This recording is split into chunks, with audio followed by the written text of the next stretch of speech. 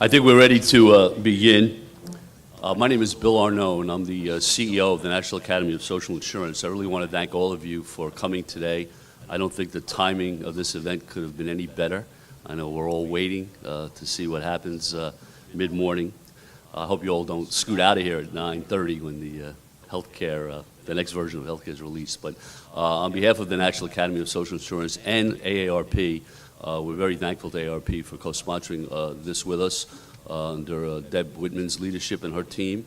The National Academy of Social Insurance, as I hope you all know, is a nonpartisan organization. We just celebrated our 30th anniversary.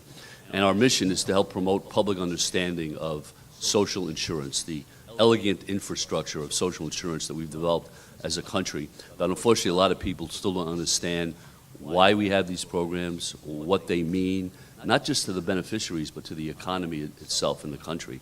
So our mission is to try to promote public understanding of these programs. And I'm very happy that many of our speakers today, Susan Reinhardt will introduce in a moment, Gene Accius, Veghte, Ann Schwartz, Tom Scully, Henry Claypool, Kevin Prindiville, Linda Flowers are all members of our academy. Medicaid itself is a very significant part of the Academy's focus. 2 years ago, our board decided that everything we did, we would do under the rubric of inequality, focusing on the impact of social insurance on reducing the disparities in income and wealth in our country, and also looking at the impact of inequality on the social insurance programs themselves, especially their funding. So this is really where we feel the Academy needs to be over the next few years. Medicaid is right in the sweet spot of the Academy's work. How many of you have been personally affected, or you know someone personally affected by Medicaid? Just show of hands. Okay, so you're among almost 70 million people. I know for me, my father's last year of life in a nursing facility, he could not have made it without Medicaid, and what it was able to fund for him in his last year of life. So to me and my family, it really was a lifesaver. And if you'd asked me, you know, in my 30s or 40s, do you think you will ever experience a need for Medicaid? First of all, I would have said it hadn't been created yet. But secondly, I would have said, no, I can't imagine that. And yet, look at the impact it has on now up to 70 million Americans. So this is very important to the Academy. We issued a study panel report funded by the Robert Wood Johnson Foundation called Strengthening Medicaid as a Critical Lever in Building a Culture of Health. And I believe copies are available. That is a major initiative by the Academy. We convened a study panel of the best experts in the country on it. Today, in your folders, we are releasing 2 new briefs on Medicaid. One is Medicaid and federal funding caps, implications for access to health care, long-term services supports among vulnerable Americans, and the second is Medicaid's role in improving the social determinants of health opportunities for the states. So I encourage you to look at those. They're hot off the presses, and we're going to try again to get these out as broadly distributed as possible. Now, today's logistics. We'll have 3 panels presenting today.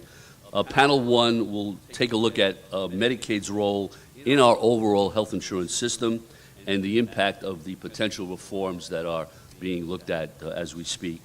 We'll have a 15-minute break at about 9:45 following the first panel. Panel 2 will look at the impact of potential reforms on access to care among different vulnerable populations and potential safeguards. And then panel 3 will look at the impact of potential reforms on the states being, as you know, the focal point for the delivery of services and much of the funding, or some of the funding on the Medicaid. Bios of our speakers are available in your folders, and we want this to be as interactive as it can be within the time limits we have. So we'll have staff with roving microphones. There'll be opportunity for questions and answers. I just remind you that a question is something that ends in a question mark. So if you keep that in mind when you're posing your question, that'd be very, very helpful. Plus, today we are, thanks again to AARP, being live webcast and video recorded. So remember that when you ask a question, and please identify yourself, your name and what organization you're with. Coffee and tea is available throughout the morning, and I want to acknowledge again Kaiser's tremendous facility here. We've come to them several times now. We just can't get enough of the hospitality. So Wayne, you and your team, thank you again for your hospitality. So with that, let me introduce Susan Reinhardt. Susan is the Senior Vice President and Director of AARP's Public Policy Institute and a Chief Strategist on a center that I just love, the Center to Champion Nursing in America. So Susan, let me turn it over to you.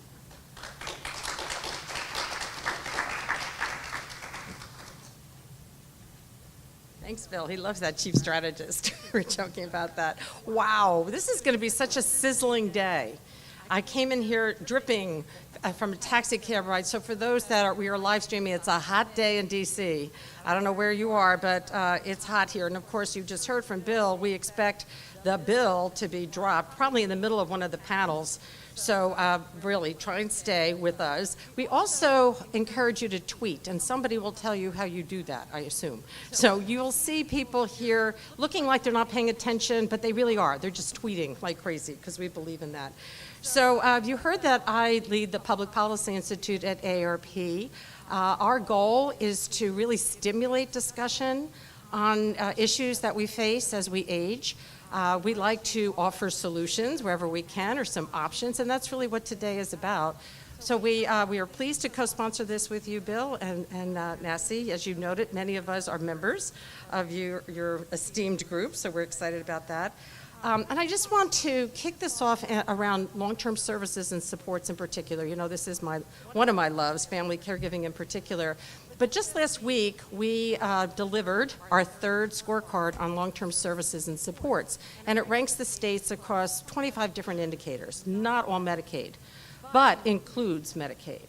And what we found in the long run is the theme was picking up the pace of change, that we have to get ready for an aging population, for boomers who are going to be 80 in 2026. You can imagine this group is totally up to speed on that. But one of the main things that we talked about was how states are progressing inch by inch, more than a little uneven, but they're moving forward. And in Medicaid, in terms of balancing services between institutional care and home and community-based services, we actually saw some progress. We also said that we worry, and I've been doing interview after interview, Utah yesterday as a matter of fact, making the point that these Medicaid reforms, which we view as cuts, in particular for very vulnerable populations that we'll talk about, will devastate what states have been doing. So we have grave concerns about the progress we've been making and how it can really turn us backwards. I love that you talked about your family member. I have a father who was a dentist and had 6 kids, I'm one of them, and who knew that he would ever need Medicaid? But he did spend every cent he owned. He lived into his 80s, and he was in a nursing home. I'm formerly a deputy commissioner in the state of New Jersey, who was one of those policymakers that keep trying to move things so you can use public dollars for home and community-based services. And he was able to get that. We were able to move him from a nursing home as he improved a little bit into assisted living. And he was so thrilled when they gave him a key to his apartment. I will never forget that. He cried. It's probably the first time and only time I saw my father cry. This is what state policymakers have been trying to do across the country. So, I really appreciate that, Bill. And let's try to remember the people we're talking about and all of the policy wonk stuff that, of course, is near and dear to my heart and to Nancy. But thank you for kicking us off with that. So let me turn this over to Jean Accius, who is our Vice President for Long-Term Services and Supports and Independent Living at the AARP Public Policy Institute. This is a young man who, I like to tell people this, who went from policy analyst to VP in 8 years, and that's with a little bit of time at CMS too. So he is one of our most talented people, and we're really glad. I want to thank him for doing the hard work in this collaboration. Jean.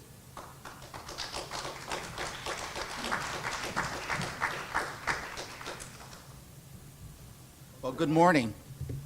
Good morning.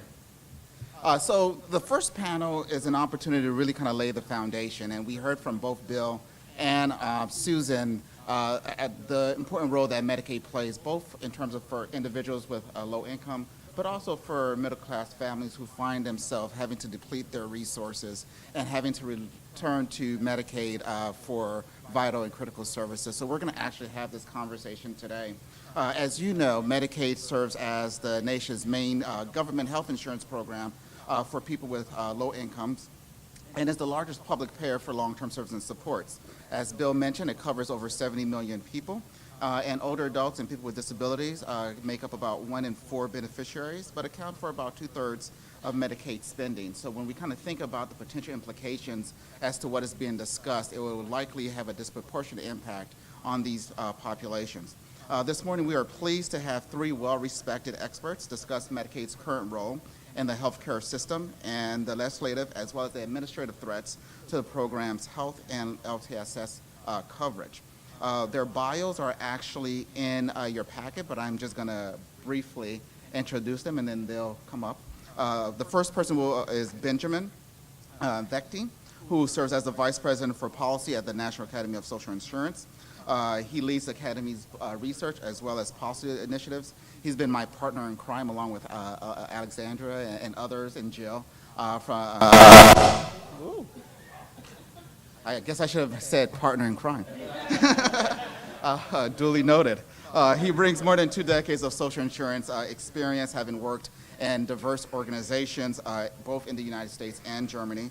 As Bill mentioned earlier, he's a member of the Academy, and he's been a member since 2013. We also have with us Ann Schwartz, who is the Executive Director over at MACPAC, which is the Medicaid and CHIP Payment and Access Commission, which is a nonpartisan legislative branch agency that provides both policy and data analysis as well as technical assistance to Congress, the Secretary of the U.S. Department of Health and Human Services, as well as to states, and has been a member of the National Academy since 2002. And we also have joining us for this distinguished panel, Tom Scully, who is the general partner with Welsh, Carson, Anderson, and Stowe, which is a private equity firm in New York. Tom was the administrator for the Centers for Medicare and Medicaid Services between 2001 and 2004. He was instrumental in both in designing and passing Medicare reform as well as Medicare Part D. Tom has been a member of the Academy since 2001. Please join me for our distinguished panel.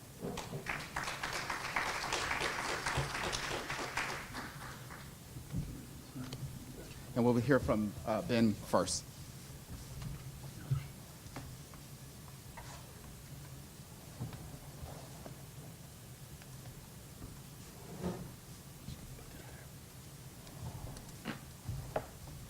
Good morning, everyone.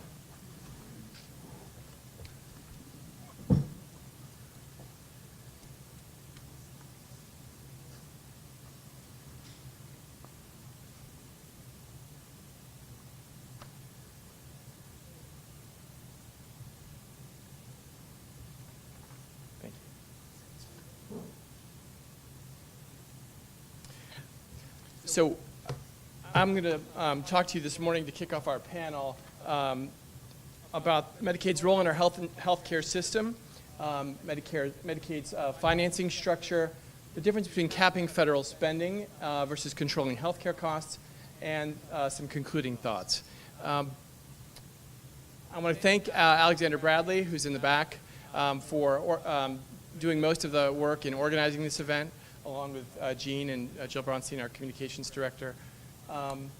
And also Sarah Rosenbaum, who has worked with the Academy on a variety of projects over the past year related to Medicaid, including our large study panel report. And she also contributed to one of the briefs that we produced today, that we're releasing today. And Deborah Lipson, who is an Academy member who authored a brief on Medicaid's role in combating social determinants and what opportunities exist for states in that regard. So thank you to everyone. Medicaid's role in our healthcare system. Medicaid covers roughly 69 million people. CHIP covers another 5 million. Finances nearly half of all births in the United States, which I find a striking statistic. 1 in 10 low-income working-age adults benefit from Medicaid. 1 in 5 low-income Medicare beneficiaries benefit from Medicaid. So Medicare and Medicaid are intimately related. And it is the primary insurer for long-term services and supports. every public policy has to balance its policy purpose, its policy objectives, and resource constraints. And this is no different in healthcare policy, but it's a particular challenge, a greater challenge in healthcare policy in the United States, because we have the highest healthcare costs in the advanced industrial world, and we also lack a comprehensive approach to cost management. Other countries that have, for historical reasons, have universal coverage have greater capacity to do things like global budgeting that can constrain cost growth across the healthcare system. In our country, we had nation building before state building. We had collective bargaining agreements that created healthcare benefits, health insurance benefits as an employee benefit earlier this century, which was a first mover. For a variety of historical reasons, we don't have the kind of universal healthcare system that many OECD countries have, which makes cost control more difficult in the United States. Funding for Medicaid is shared by federal and state governments.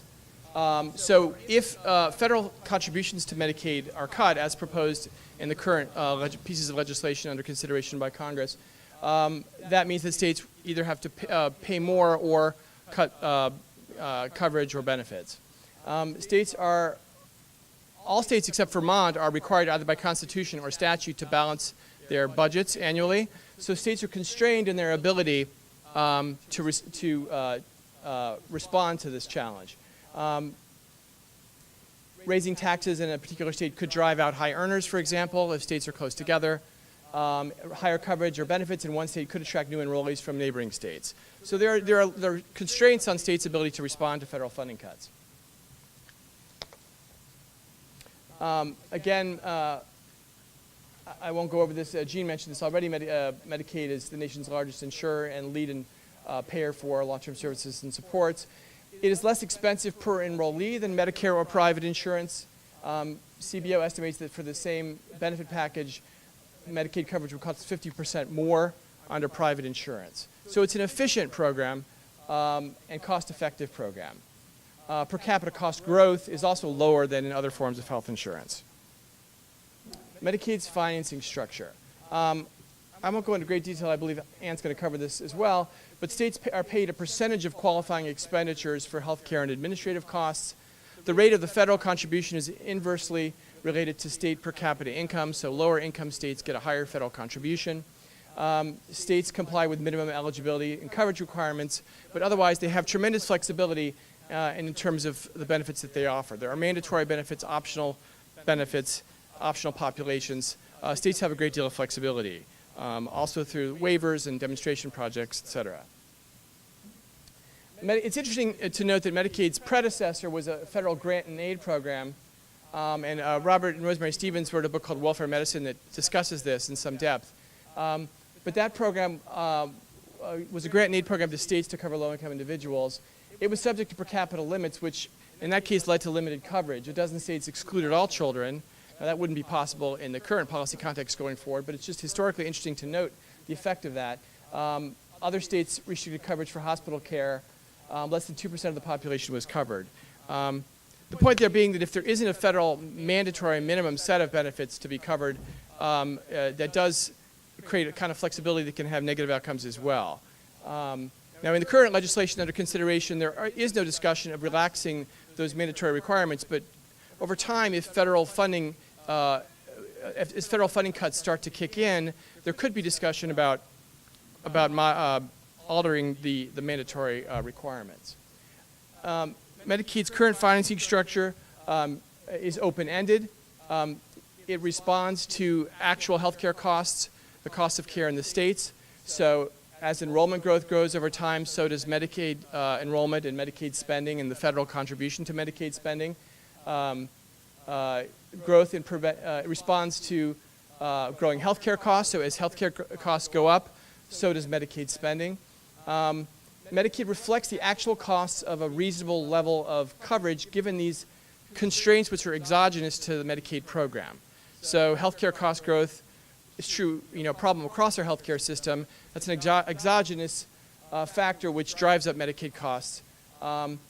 the decline in coverage, health insurance coverage among vulnerable populations, generally through changes in the labor market, et cetera, aging of the can lead to increases in Medicaid coverage. The aging of the population is an exogenous constraint which can lead to a more expensive care being required among people already enrolled. So these are all exogenous factors to Medicaid. In the current financing structure, Medicaid responds to these factors by becoming more expensive, having a bigger budgetary footprint, larger enrollment, et cetera. And that's happened over recent decades.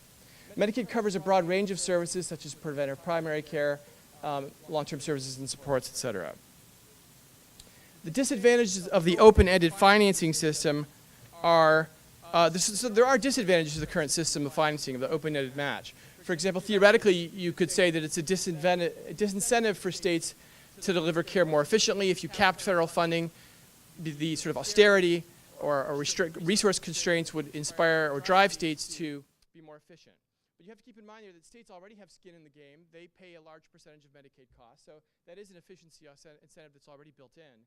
And there are few examples of cost-reducing efficiency gains in care for vulnerable populations that don't require upfront investment. It's very important to remember. It often takes upfront investment in patients for a long-term return on investment in order to achieve efficiency gains in providing care to vulnerable populations. And that often requires more upfront investment, and over time the savings are achieved. One disadvantage, I think, which is incontestable to the existing system of financing is that some states have gamed the system to artificially shift cost burdens onto the federal government. GAO did a study on that, showing cases where funds from providers can be used to raise federal contributions without increasing state contributions. Now, there are efforts to constrain that problem, to combat that problem, but it is a perennial challenge. So what is the difference between capping federal spending and containing healthcare costs? So U.S. healthcare costs are the highest in the world. So that is a perennial challenge of U.S. healthcare policy. But controlling costs and capping spending are fundamentally different. Controlling costs requires financing and delivery system reforms that hold down the rate of cost growth and hence spending growth. Federal spending caps simply shift costs to other payers, from the federal government to other payers. So they're just punting the issue to the states. When you cap federal funding with caps, you're punting the issue of healthcare policy and healthcare cost control to the states. So capping federal funding is not a healthcare policy, it's a budget policy. And then the issue of implementing healthcare payment and delivery system reforms which save money is then punted to the states. So that's the difference there. Other approaches to cost control are healthcare policies like managed care, price negotiation for drugs, global budgeting, increased use of home and community-based services for long-term services and supports, and value-based care. There are extensive literatures on all of these efforts. They work better in some cases than in others, but they are all efforts to control costs via healthcare policy rather than budget policy. Combating social determinants of health is one potential cost control measure. I would call it enlightened cost control. It requires patience for a long-term return on investment. And unfortunately, there's a lot of constraints in the current Medicaid system which doesn't reward states for combating social determinants sufficiently. There would be a need for longer returns on investment and internalizing externalities. Our study panel report goes into this in more depth, but it's certainly something that could be explored as a potential cost control strategy. In our brief, Deborah Lipson's brief that the Academy released today talks about examples where savings have been achieved through this. Capping federal spending differs from managed care capitation in a couple of ways. Managed care capitation is structured to reflect the underlying cost of care and be actuarially sound. Managed care capitation rates are annually adjusted to reflect changes in the cost of health care and long-term services and supports. Capping federal funding does not respond to changes in the underlying cost of care. Now there are growth rates. The federal contribution is indexed to a certain inflation measure or growth measure. That measure varies based on the proposal, but that is not tied to the actual cost of care. It's simply a budget provision that is independent of that. The flexibility paradox is that so arguments that are often made for capping the federal contribution and punting healthcare policy to the states and healthcare cost control to the states. The argument made for that often is that you would create 50-state experiments and have greater opportunity for flexibility at the state level, which is true to some extent. In our brief on combating social determinants, opportunities for states talks about some of those opportunities. But it's important to remember that innovation and flexibility often require upfront investment, as I mentioned before. And so capping federal resources may not be the best way to achieve that flexibility or to encourage that flexibility. Concluding thoughts, policymakers should always be concerned with a more efficient use of resources, more efficient use of taxpayer funds. It's not whether, but how. There's no argument over that. But capping federal funding does not necessarily do that. It punts the issue to states. The risk shift that capping federal funding, through per capita caps, for example, or block grants would do, would be part of a larger risk shift from collective institutions like the state or employers to individuals, to states and then ultimately to individuals. It happened in the private pension sphere with the transition from traditional pensions, so-called defined benefit pensions, to defined contribution plans. This is different in some ways, but it's analogous in that it's a risk shift from the collective, in the case of Medicaid, from the nation as a whole, to states and then ultimately to providers and individuals. And that should be seen in the context of a larger dynamic of inequality in health, inequality in longevity, which has been growing in recent decades. We're doing a little bit better in the last few years, but over the last 4 decades, that has been a disturbing trend. Medicaid is not the driver of these challenges, but it is a potential solution to them. I'll wrap up there and pass it on to Anne.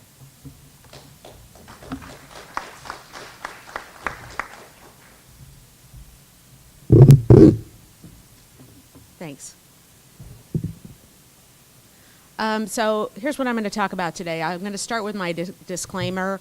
MACPAC has done a fair amount of analysis around financing reforms, but does not have a position on the merits of the House bill or of some of the ideas that we've been hearing floating in the Senate bill. So I'm going to be in the true nonpartisan analytic mode here.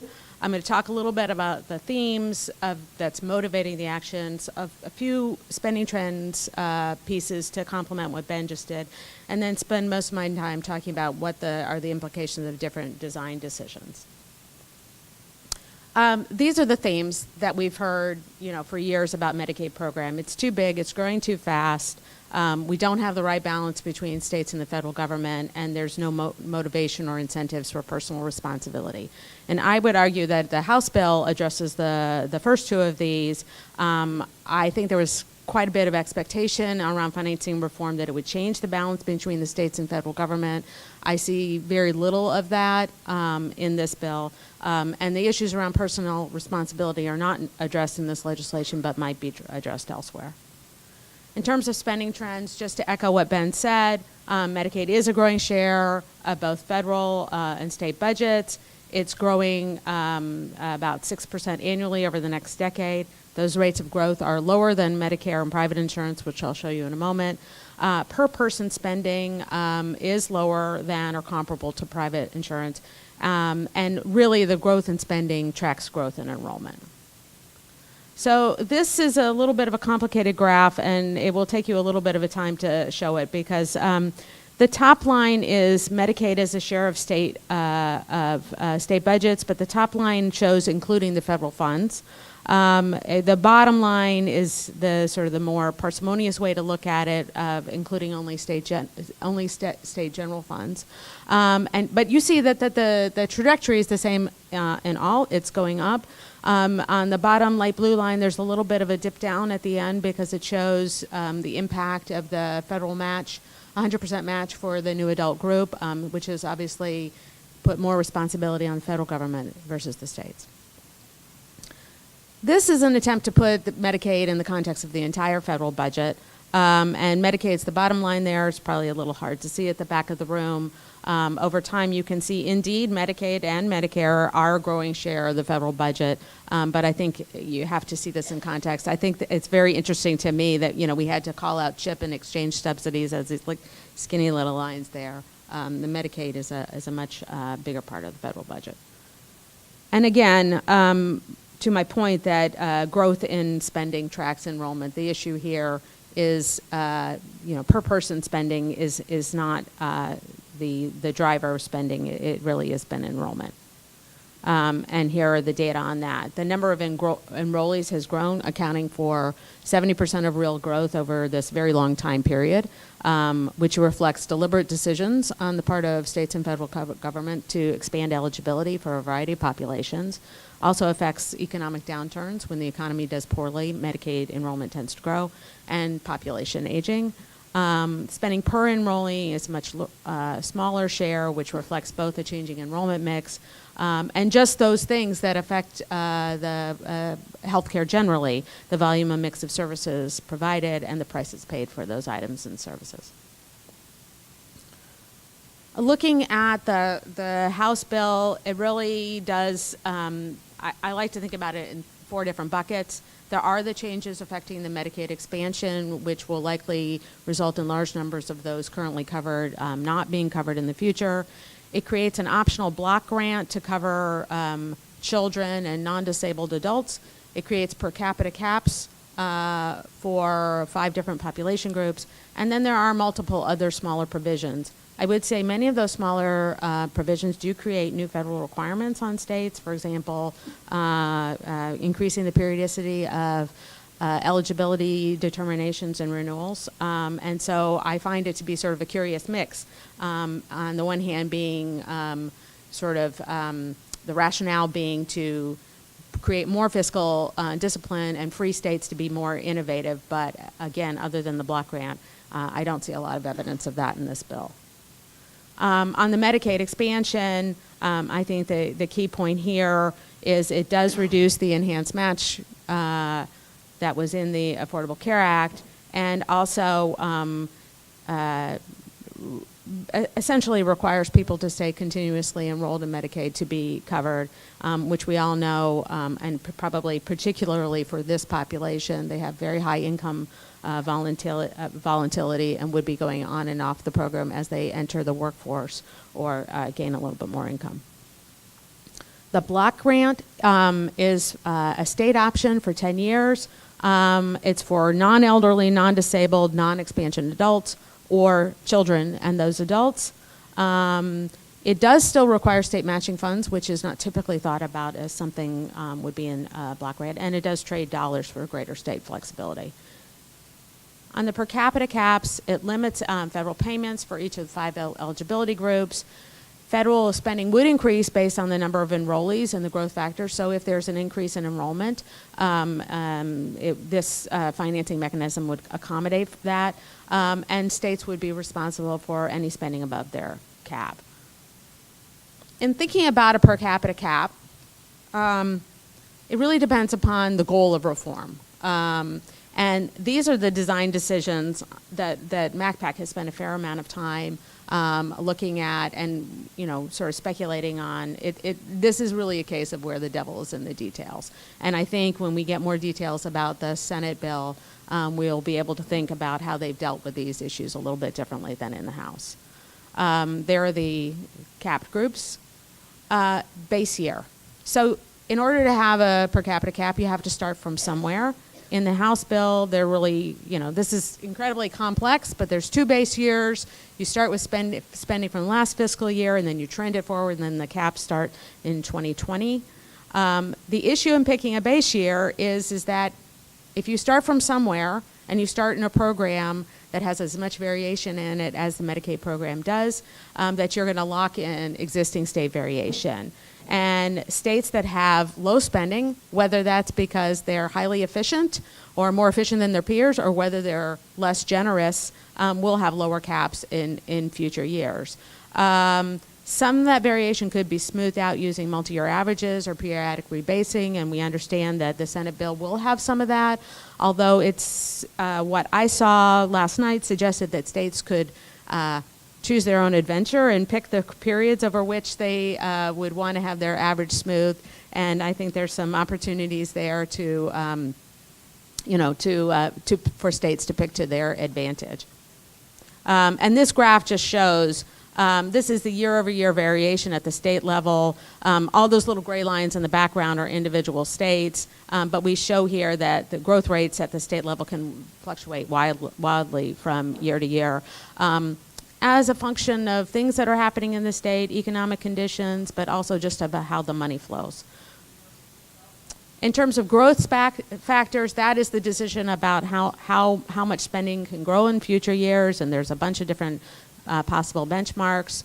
This is a terrible slide for you in the room, but I hope the slides will be available later because you can see how the Medicaid growth rates historically and projected by the Medicaid actuary would grow. And you can also see the difference between CPI medical and CPI for urban consumers, which are two factors that are in the House bill and are rumored in the Senate bill to be much lower. Again, here in the House bill, starts with CPI medical, and then there's a CPI medical in the out years for kids and non-disabled adults, and CPI medical +1 for aged and disabled. You can see here that the cumulative growth rate, my number didn't show up. Okay, we'll go back there. But basically, the aged and disabled trend is close to or at the trend in the year in 2020 and beyond with that increase. Another issue here to think about is just the impact of enrollment mix, because the per capita cap is fixed for group and trended forward. And the mix of enrollees within the group could be affected by use of services and sort of the underlying health characteristics of those populations. And there is no mechanism in the House bill to adjust for changes in the risk profile, which could be just as a result of population aging, but also could be affected by changes in the disease profile and also what we can do for folks with different health conditions.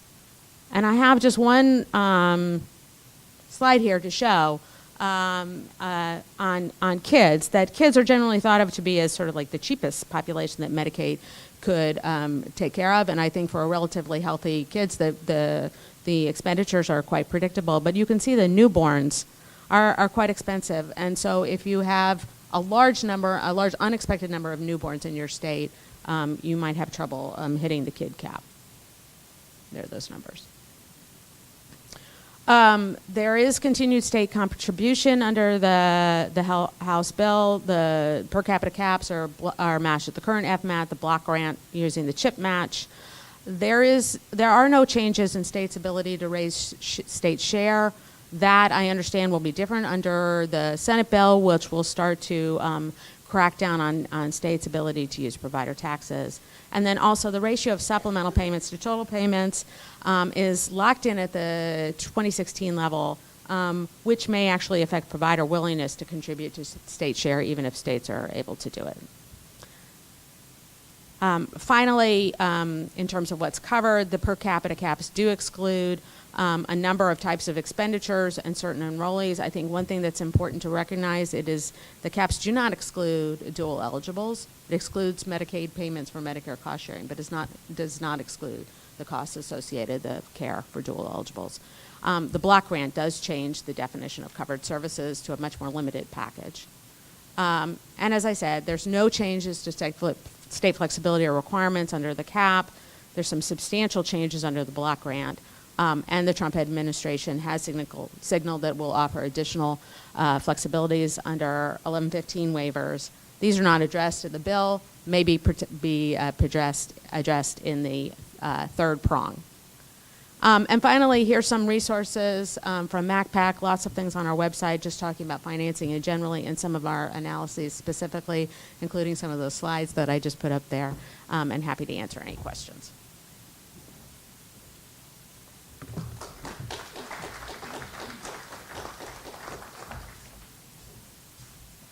Good morning.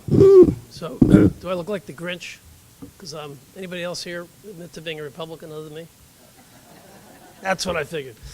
So my goal here this morning is to really explain to you, I'm not taking sides either way, but how Republicans look at this. And I'm a mushy, moderate Republican. I worked for both the Bushes. I was President Bush Sr.'s health care guy for 4 years, and also obviously ran CMS for George W. So my goal here is really just to tell you how a lot of people have said, how can these Republicans be doing this? And try to give you a context for why they're looking at the way they are. Whether you agree with it or not, I'm not sure I agree with all of it, but I'm just trying to give you a context for where the debate is coming from. And why I think the outcome of this is not going to be so terrible, and that a lot of it is warranted. So you may or may not agree, but it's good for you to get a little bit of Grinchism once in a while. So anyway, I just brought 2 slides along here, which I can't even see from here, but basically here's the House bill, and there's basically a couple moving pieces. It's pretty simple. If you look at the red line on the left, that should be the $834 billion of Medicaid cuts. And I'll get to the next slide, which will talk about whether this is really a cut or not, because people look at cuts different ways. A cut, and you look at the number of people dropped from the baseline, nobody's being cut. What's happening is this is $834 billion less being spent over the next 10 years than would otherwise be spent if the ACA wasn't changed. So is that a cut or a reduction in the rate of growth? And I'll talk about that in the next slide. How is it paid for? What does that result in? And this is just a fact. It's big tax cuts. So what are the 2 biggest? What people, whether you like it or not, what President Obama did, and I happen to be a big fan of Medicaid. I'm chairman of the board of one of the 3 Medicaid plans in D.C., the one that serves the poorest population, Trusted Health. So I love the Medicaid program. It's a great program. But when the ACA passed in 2010, the major funding source was, there are a lot of them, but the 2 biggest were 2 tax increases. A 0.9% increase on the HI tax. All of you in the room paid it, which is basically the Medicare Part A tax. It didn't get used for Medicare, it got used for general revenues. So you all paid across the board 1% tax increase. Everybody in the country did. That was the biggest funding source. The second biggest one was a high earner tax, 3.8% across the board tax, supplemental tax on income for anybody over $200,000 a year. That's the rich person's tax they're talking about giving back. These were the 2 primary funding mechanisms that funded most of Obamacare. So whether you liked them or not, needless to say, a lot of Republicans didn't like it, and they weren't happy about it. So their general view is, coming back here 10 years later, they want to reverse those 2 big tax increases. So whether you like it or not, those are the 2 big moving pieces. Medicaid, almost dollar for dollar, funds a reversal of the tax increase in 2010. Those are the 2 biggest chunks. That's it. There are a lot of other moving pieces. That's 95% of the money. So whether you agree with it or not, that's it. On the other side of it, and again, I don't agree with this because I think the House tax credits are a mess, but current law would spend even we have the rating down there, 665, I think it says. $665 billion is the amount of the tax credits in the bill the next 10 years. Those are the exchange tax credits. So by the way, if you note that's over 10 years, the money is 10 to 1 in Medicaid. This issue is not about exchange. That's a big deal. The issue here is Medicaid, Medicaid, Medicaid, and Medicaid. That's where all the money is. And that's the policy. But in the House bill, they take that money away from the existing tax credits. They rejigger it. In my opinion, give them back very poorly. And they get them back to some of the same people at about half the rate. So they give back $375 million. So basically they take away all the tax credits, and then they give back, I think, a sloppier tax credit worth about half as much money. Those are the major moving pieces in the bill, and that's the big context. The Senate bill is now out, or at least I've seen pieces of it this morning. It has a much better, much more rationally structured tax credit. The major difference, I would say, is instead of going to 400% of poverty, it goes to 350% of poverty. And as some of you know, like Mike, I've been advocating that for 10 years, 300% of poverty. So the real issue is Medicaid. The exchanges are a mess now. I think President Obama was trying to do the right thing, but I think they were poorly structured. So I'm not going to get into the exchanges, but those are the 4 big moving pieces. You can walk around 1,000 years. Those are the 4 big pieces in the bill, and that's what the House bill does. What is the Senate going to do? I thought what the Senate would do, basically, is do about half a loaf. So what do I think they'll probably do? They'll probably take the Medicaid cuts from $834 billion down to about $400 to $500 billion. And from what I can see in the bill, it's probably $500 to $600 billion from what I just saw this morning. They're going to take the Medicaid cuts down, and what does that mean? The tax cuts will be smaller. So they'll probably give all of you back, my guess, your 0.9%, 1% across the board tax increase on HI, Medicare HI tax, which was used for general revenues, will probably get given back to you. And the rich person's tax, the 3.8% supplemental tax, they'll probably get a small piece of that back. So my guess is they're going to cut the tax cuts back by a third to half, and they're going to cut the Medicaid reductions back by a third to half. So it's going to be a much softened bill. So will it be, in fact, Obamacare light? It probably will be, and the exchanges will be better. I think the Senate's going to pass that bill, and they're going to send it over to the House, and the House is going to eat it. It'll probably happen. It'll take a while. I don't think the Senate personally is going to pass this next week. I think there'll be some complaining. I think they'll pass it before the August recess, and then they'll send it back to the House, who will complain that it's not conservative enough and it wasn't tough enough. But their only option is what the Senate passes. And the House will eat what the Senate passes, and I think there's a 90% chance, in my opinion, you're going to have the Senate bill signed into law probably before Thanksgiving. So do I think the impact of that is going to be that terrible? You know, was not the big critic of the ACA or a big critic of President Obama did. I thought it was too much, too fast, and too big. Both the tax credits going too far up to 400% of poverty and the Medicaid expansions were way too fast and too much. So I think what you're going to end up getting is about 80% of what the spending was in the ACA. A lot of conservatives won't like that, but it's going to slow it down. They say these are huge cuts. I have one more slide, and then I'll just leave them reaction so that you all can yell at me and tell me what a rotten Grinch I am. Here's the fact of history. So I arrived at OMB in 1989.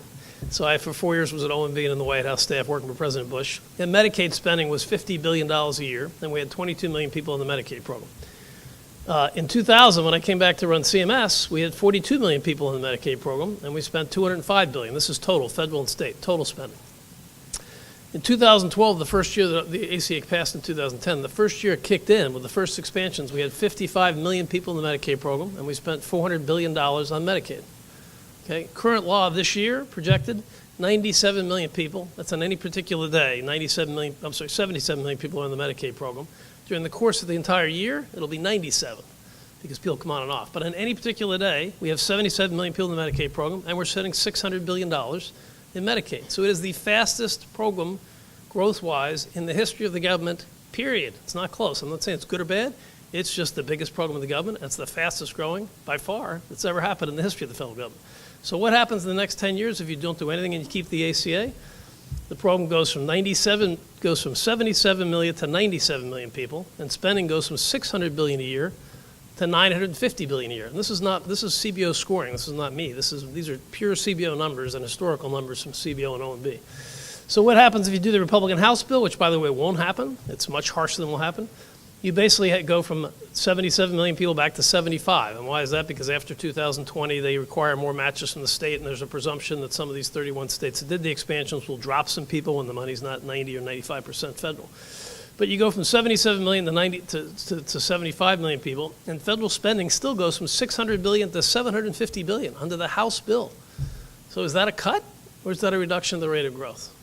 Most people watching the news think that there's been a cut of $884 billion. Most people who are Americans and rational would say, and I'm a big fan of Medicaid, would say going from $600 billion to $750 billion over the next 10 years is not a cut. It's basically a freeze. That's really what it is. It's a freeze in the 31 states that have done the expansions. And if you're looking for bad policy, it basically tells the 19 southern states that didn't do the expansions that they're basically screwed forever. They're going to get locked out. So most of them didn't want to pass it anyway. What's probably going to happen is somewhere in between. If you look at the Senate bill, and I have to wait till the score comes out, they're probably going to expand Medicaid a little bit more. They're going to put more dish money in. They're going to leave a lot more flexibility to states. You'll probably see in 10 years Medicaid be at about 85 million people, I would guess. And you'll probably see federal spending somewhere around the $850 billion mark. So they're probably going to split those two numbers. So you're going to get a softer version of the House bill. I would argue the House bill is a little too harsh. I think the Senate bill will be softer. I think the Medicaid cuts will be softened. But when you look at the big context here, Medicaid is a big program that's growing very fast. And my biggest complaint about it, which will really get people excited, I love the Medicaid program. It is fundamentally broken. There's not a human being in the United States at CMS or anybody else that can tell you what the real match rates are in all 50 states and 6 territories. It does not exist. And the reason for that is every state, and I don't blame them, I do the same thing. Matt Saylor's coming in later today, runs the state Medicaid. Every state scams us in a different way. I'm on the board of the Dartmouth Medical School. How much money do you think New Hampshire puts in the Medicaid program?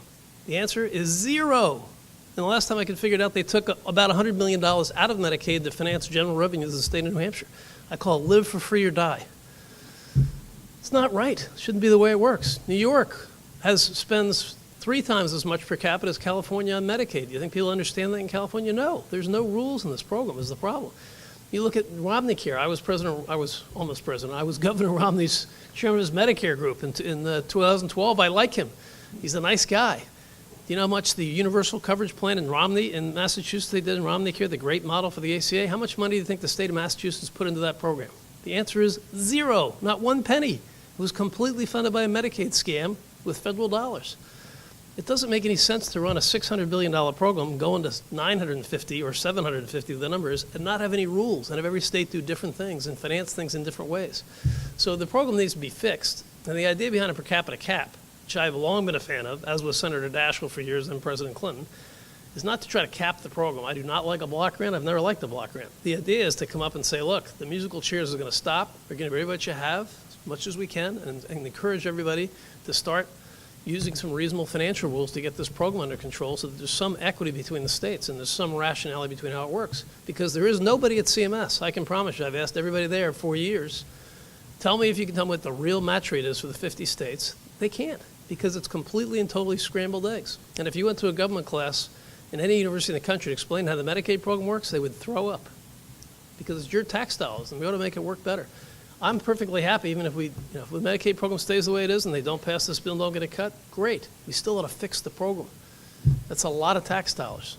It's on the average, everybody in this room is paying about because you're all taxpayers, you do the math, it's about $4,500 per person that each of you are kicking in to pay for the Medicaid program. It's great. I'm happy to pay that share for the Medicaid program. But just like a battleship or the Defense Department or the agriculture program or somebody else, I'd like to have some rules and make the program work. This is going to be the biggest program in the federal government for many years, and the state governments, and there ought to be some rationality behind it, and there's zero, and it doesn't make any sense. So with those incredibly popular comments, I'll leave it to you guys.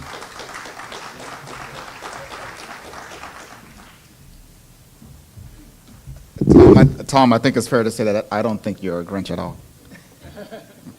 So now just a couple of words. So we are using a hashtag. You can use hashtag Medicaid as you tweet. There's also the handles of social insurance, at social insurance, as well as at AARP policy. So I know there's been a lot of people tweeting. We have a few minutes for Q&A. And one of the things we are asking all of you to do, if you do have a question, to come up to the mic. Do we have mics in the back? And please state your name as well as the organization you're with. So we have a hand here.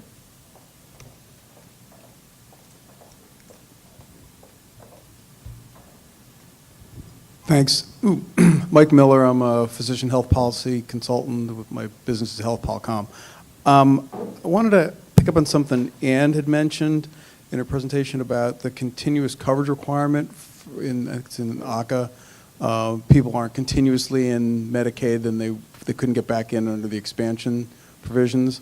I'm wondering, the panel's impression, does that then create a disincentive for people who are in an expansion to consider temporary, seasonal, or uncertain work because they could push them out of Medicaid and they couldn't go back in? And sort of as a second part, could that then conceivably drive up federal costs? Because if they couldn't get back in under Medicaid expansion, if they lost their seasonal or temporary job, they then be eligible for bigger subsidies as a very low income person, as opposed to get their health care under Medicaid?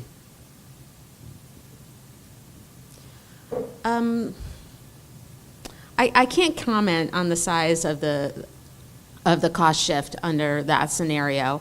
I do think it's important to recognize when people aren't covered, whether it's by Medicaid or not electing to take private coverage that they're offered, there are costs to themselves and to the broader society. Some of those costs don't happen, and some of those costs don't go away. So I think that's an important thing to keep in mind. I think the other issue is the extent to which one of the criticisms, for example, of the work requirement that's being discussed as both a state option and perhaps as a state requirement, and this is coming from analysts at Heritage, is that decisions that people make about their health care are not always as directly linked as to their decisions about work. And that people make conscious decisions to use health care, and then people get sick. And so I think this calculus that individuals are making about when to use health services and their employment patterns are not, always sort of one-to-one. I'm going to plot out the next 5 years and figure out when I can get a job that pays this much, and my expected health care use during those time periods. So I think probably in gross we could predict some of those, but in terms of individual behavior, not so much. We have a question in the back. Yes, thank you. I'm Christine Aguirre-Lynch with the Association for Community Affiliated Plans. Ben, you touched on the issue of actuarial soundness in your remarks, and I wanted to ask Tom and Ann if you could touch on what do you think the impact on Medicaid managed care plans would be if states were allowed to waive actuarial soundness under a per capita allotment system? I think Look, the states have, and by the way, with Democratic states leading the way, I think it's a great development. I got the CMS, HICFA it was called at the time. I think we had 9 or 10% of people in Medicaid managed care, depending on whose numbers you believe. It's now up in the 80% range.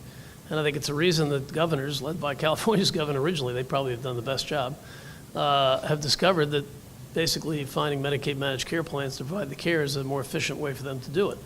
So, you know, Medicaid managed care plans, as I said, I chair one in the district. Generally, the states let you have about a 3% margin. So you can figure out actuarial soundness till the cows come home. If you're not going to, no one's going to show up and provide the services for less than a 4% margin. It's not going to happen whether you're nonprofit or for-profit.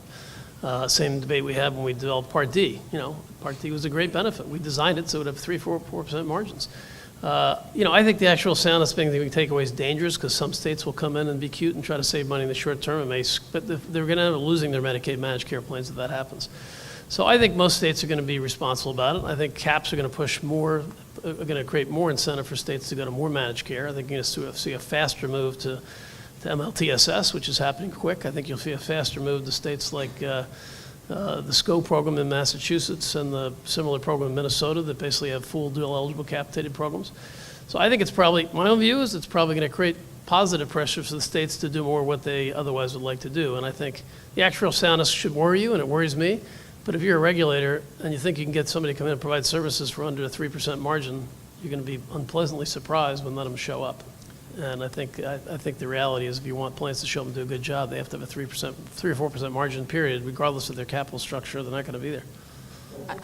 Let me just add to that, the point being that the actuarial soundness means, does the payment to the plan cover, does it track with the expected cost of care, which includes the margin? And so if you reduce the services, then the payments can still be actuarial sound, but covering fewer services. And so I guess, you know, an issue, particularly from the beneficiary perspective, maybe not so much from the plan perspective, although the relationship between HCBS and hospitalization might be of concern, is what is the plan actually going to be able be on the hook for covering, and what is somehow left to families, state-funded programs, and others. So I personally, just to stay on this topic, I think the biggest impact to going to caps, and not to comment, this is another one of my pet peeves about Medicaid, because I love, you know, I spent a lot of time in long-term care. I'm the chairman of the biggest PACE program in the country, which is built around Medicaid. But the biggest problem the states have, which I think the biggest thing that the per capita caps are going to drive to, is changes in long-term care. A third of the program is nursing homes, and 70% of people in nursing homes are on Medicaid, and at least half of those, depending on the state, are people who are not poor. And I think there's an entire bar in this country built around Medicaid spend downs. And personally, I don't think it's right. I did not come from a wealthy family. You know, I don't think it's right for my parents or my mother, who's still alive, to basically transfer her assets in her house to her kids so the state of Virginia or Pennsylvania can pay for nursing home care. I mean, the fact is, the average American has a significant, you know, $300,000 or $400,000 house.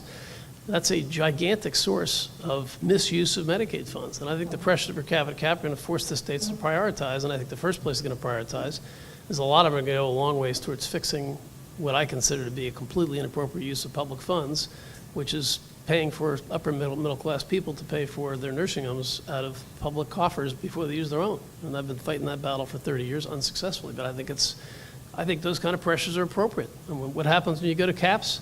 Regulators and state legislators have to start making tough choices. And that's a very big pot of money, by the way, to make tough choices. So I'm not worried about the Medicaid program being squeezed or going away. I think a lot of this is appropriate pressures that are 25 years overdue.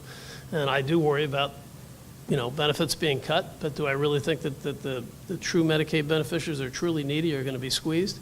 I don't think so. I worry more about the South, to be honest with you. People aren't talking enough about what happened in this election, which is bizarre, is the 31 northern and western and mostly Democratic states did the Medicaid expansions before this happened. 19 mostly southern Republican states didn't do them and may never do them. So if you look at what's going to be a big impact is the poorest states are the southern states. They tend to be the Republican ones, and they're probably going to be locked out forever from the Medicaid expansion. So I understand Rob Portman is a friend of mine, is a wonderful guy. If you're in Ohio, you're in Pennsylvania and New York want to protect what you have, and they will, and they'll probably keep it, and that's great. But the real damage here is the 19 southern states that didn't do the Medicaid expansions, didn't get the money, that are the poorest states, the Alabamas and the Mississippis and the West Virginias. Probably you're never going to get that money. And they don't seem to care, which is shocking. But that's really the biggest impact. If you look at where the states are going to get hurt, it's not really going to be New York. New York's going to fight like crazy to keep their money, as is Ohio, as is Pennsylvania. They'll probably keep the vast bulk of it, including the growth rates. You're looking at Tennessee, which couldn't pass an expansion last year with a moderate Republican governor that tried. Florida, which tried. Texas, which probably will never do it. That's a lot of money that those southern states, and those ones aren't as poor, but the poor southern states are never going to get. And that's what we should be talking about. I have a question for the panel while we wait for others in the audience. There's a common theme across all three presentations that I'm struggling with, and that is exactly what is the problem we're trying to solve for with respect to the context of Medicaid reform. In part because there are different trade-offs, and I think many of you touched on those different trade-offs. And Tom, to your last point about long-term service supports and nursing homes, that's an entitled benefit. And as we go into a capped environment, to what extent will states actually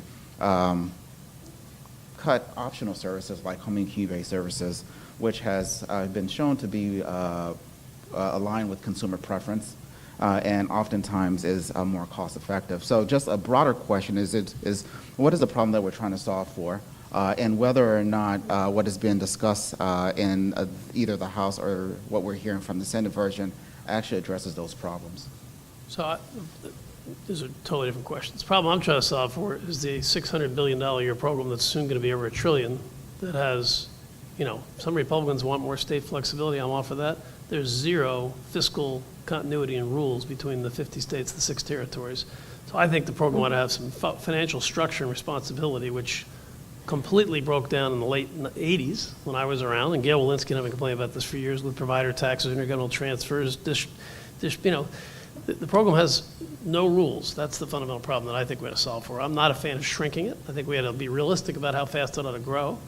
And the thing, home and community-based services are wonderful. I'm all for it. But I think I'm a huge fan of paying taxes and supporting poor people. I'm not a big fan of collecting taxes and subsidizing upper middle class people and paying for their benefits out of the state of Virginia or D.C. or Maryland. And we have a lot of that going on in the Medicaid program. You listen to the radio, driving to work every morning, and you'll hear in almost every city in America 2 or 3 ads for some lawyer that wants to help you spend down your family's resources. You go on Medicaid. Those are your dollars. I'm all for it. I happen to like to pay taxes to help poor people and near poor people and maybe lower middle income people. I'm not a big fan of helping people to 60% of the population.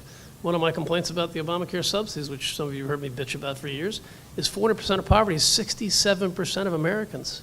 There's no program in the country that subsidizes 6%. We don't give food stamps or housing vouchers or anything else to 67% of Americans. And it is a small subsidy when you get to 400% of poverty, but that's a lot of people. You can't have social programs and have the economy survive when you're subsidizing people at 67% of the income level. It's just not going to work. I'm a big fan of subsidizing people at 40% of the income level and below. That's probably 280% of poverty, 300% of poverty. You have to make these choices. Money doesn't grow on trees. I'm a big fan of Medicaid, big fan of home and community-based services. But this is not funny money. This is real dollars, and they're real programs, and that's real big growth. I would add that we do provide mortgage interest deduction to a large percentage of the population, and I've been a fan finance of capping employee that for 30. health benefits and Yeah. pension benefits, which are to upper and middle class people as well. And those are expensive programs as well. But for me, to answer your question, Gene, I think the problem that we're trying to solve for is coming up with systems that guarantee adequate levels of health care and long-term services and supports access to those on vulnerable populations. That's a public policy problem that we face as a society, how to provide that, how to deliver that, how to finance it. And that's a difficult challenge. It's much more difficult here than in other countries for the reasons that I discussed in my presentation, but it's where we are now. It's very hard to get from where we are now to solving that problem, but it's a challenge that I think we all agree we have to find a way to achieve.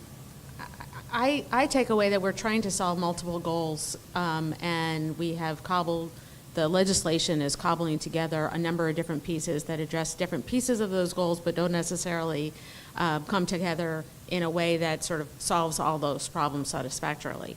There is certainly concern about the growth of Medicaid spending.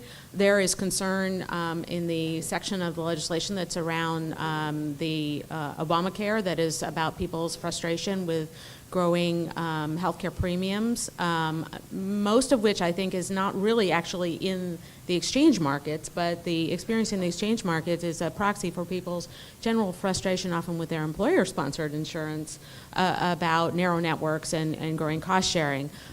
We have frustration, I think, about the ability to gain efficiency in the practice of medical care. I think the expectations on the Medicare side in the shared savings models have been, our expectations were low and the performance has been not great. But when you put all those things together, I think there's a little bit that addresses all of those pieces. But Medicaid does exist within this larger context, and Medicaid, is purchasing services from private providers, it's purchasing services through private plans, and all these pieces need to fit together in some kind of coherent way. Thank you. We have time I'd for... say one thing I'd hope that we'd get back to, because it's frustrating to me, is the 2010 bill passed by partisan straight line vote. This one, if it passes, probably the same, which is really sad. There are really smart people like Senator Wyden, who I worked with for years, who's a great guy who cares about all these programs. Rob Portman, I mentioned earlier, Senator Corker, Senator Warner from neighbor of mine in Virginia. These guys are all smart. We shouldn't be coming back every 8 or 10 years. These programs are incredibly huge and unbelievably complex, and we should be fixing them little by little every day, which used to happen. I mean, I didn't always agree with Henry Waxman, but I worked with him a lot, and Pete Stark and other people. And we had bills every year to make changes in these things. And it's gotten so mean and nasty that these programs are vast and massive, and we shouldn't be coming back in one big bill that's either all Democratic or all Republican and making these one-time adjustments every 10 years. It's just not, it's not good for the programs, it's not good for beneficiaries, and I hope after this smoke clears that we'll get back to some middle ground actual mechanics on working on healthcare issues day to day. But I think it's going to be tough to solve the long-term care problem when we don't have another solution. The private long-term care market is virtually non-existent. An approach was tried in the Affordable Care Act that, collapsed. But barring some solutions on that side, it's going to be tough to solve the Medicaid problem that you pointed to, Tom, about what happens to folks who have more money than we think about Medicaid beneficiaries usually having, but no other financial safety net to pay for what are extremely high costs of care, whether those are in the institution or in the home. We could spend another hour, but we don't have it. We have a panel on this today later. I do want to recognize Alexandra. I think you had a question. There's a question online from Melissa Favreau for Dr. Schwartz. Could you please offer some reflections on how the level of indexation, such as CPIM, on a per capita cap would specifically affect Medicaid LTSS? One needs to take into account population aging and the rate of increase of LTSS costs relative to other types of medical costs. Are there other issues we should consider, and how might these play out? Well, I think what my slides showed, but it was probably hard to see, is that in the House bill for the aged and disabled, the index factor is CPIM plus 1, which over the period of the bill is, probably capable of addressing the higher costs associated and the cost growth associated with that population. But again, if that enrollee mix changes as you have an old population, those costs could shift. And it's, I can't look into my crystal ball far enough. There probably is some need and some structural change there in order to meet that cap over the long term. And if I could add to that, also one thing that everyone needs to keep in mind is that once the lever is created with per capita caps and an indexation measure, it could change at any point in time. The measure chosen could change. As in the Senate bill, it's being changed to it could be changed to a general measure of inflation rather than CPIM plus 1. Although the details aren't clear yet, I haven't had a chance to read the bill, but that's something to keep in mind. That indexation measure could change for budgetary reasons at any time. Can I was one point of this, because the world was going to end. So my primary job at CMS 100 years ago was passing Medicare Part D, which was incredibly controversial at the time, and we were horrible people for doing it. Now it's relatively popular on a bipartisan basis. And Medicare Advantage, which I think I made up that name, used to be called Medicare Plus Choice, was the end of the world as we knew it, because we were going to destroy the Medicare program. Now Medicare Advantage is 34% of the program. It's growing rapidly, incredibly popular with consumers, doing very well. That's changed every year. There's an index change every year. There's a discussion every year. It's a capitated program for taking Medicare patients and putting them in a capitated plan, and is adjusted every year by CMS and every year by the government. It's worked extremely well, in my opinion. Not everybody agrees with that. just because you're going to go out and come up with a budget and capitate and have to make a decision what gets spent per capita per year does not mean you're going to destroy people and take them off programs. I would argue Medicare Advantage and Part D have worked pretty well. As controversial as they were 15 years ago, they're not controversial today. And it's basically capitation. Both programs are pure capitation, and they were designed to be that way.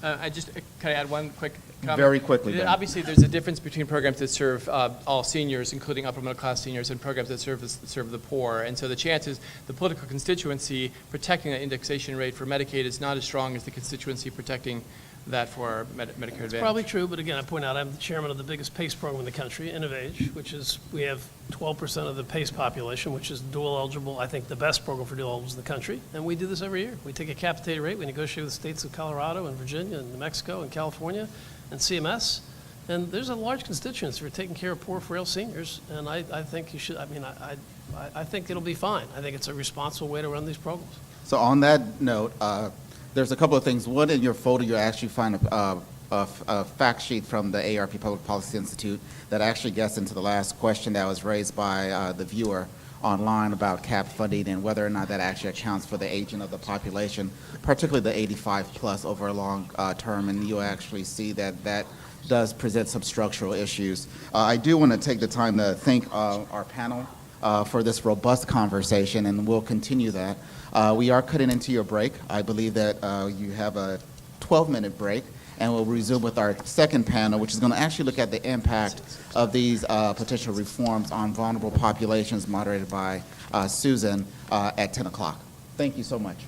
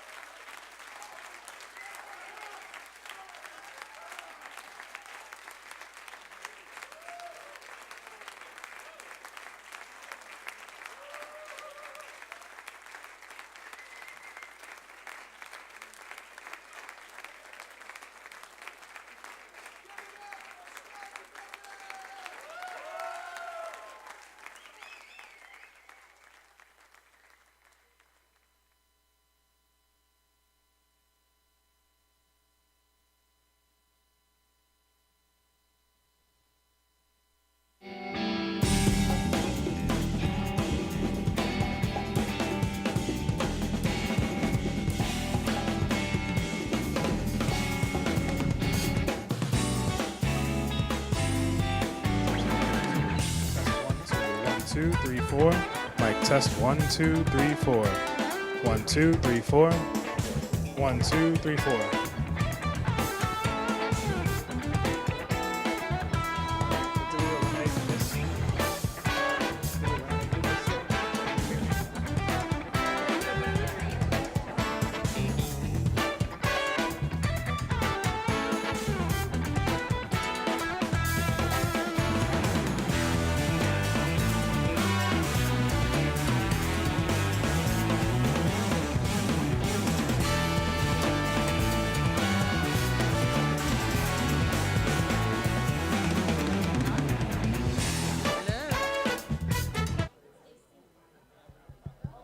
Is it on?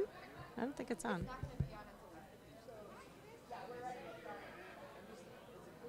Hello?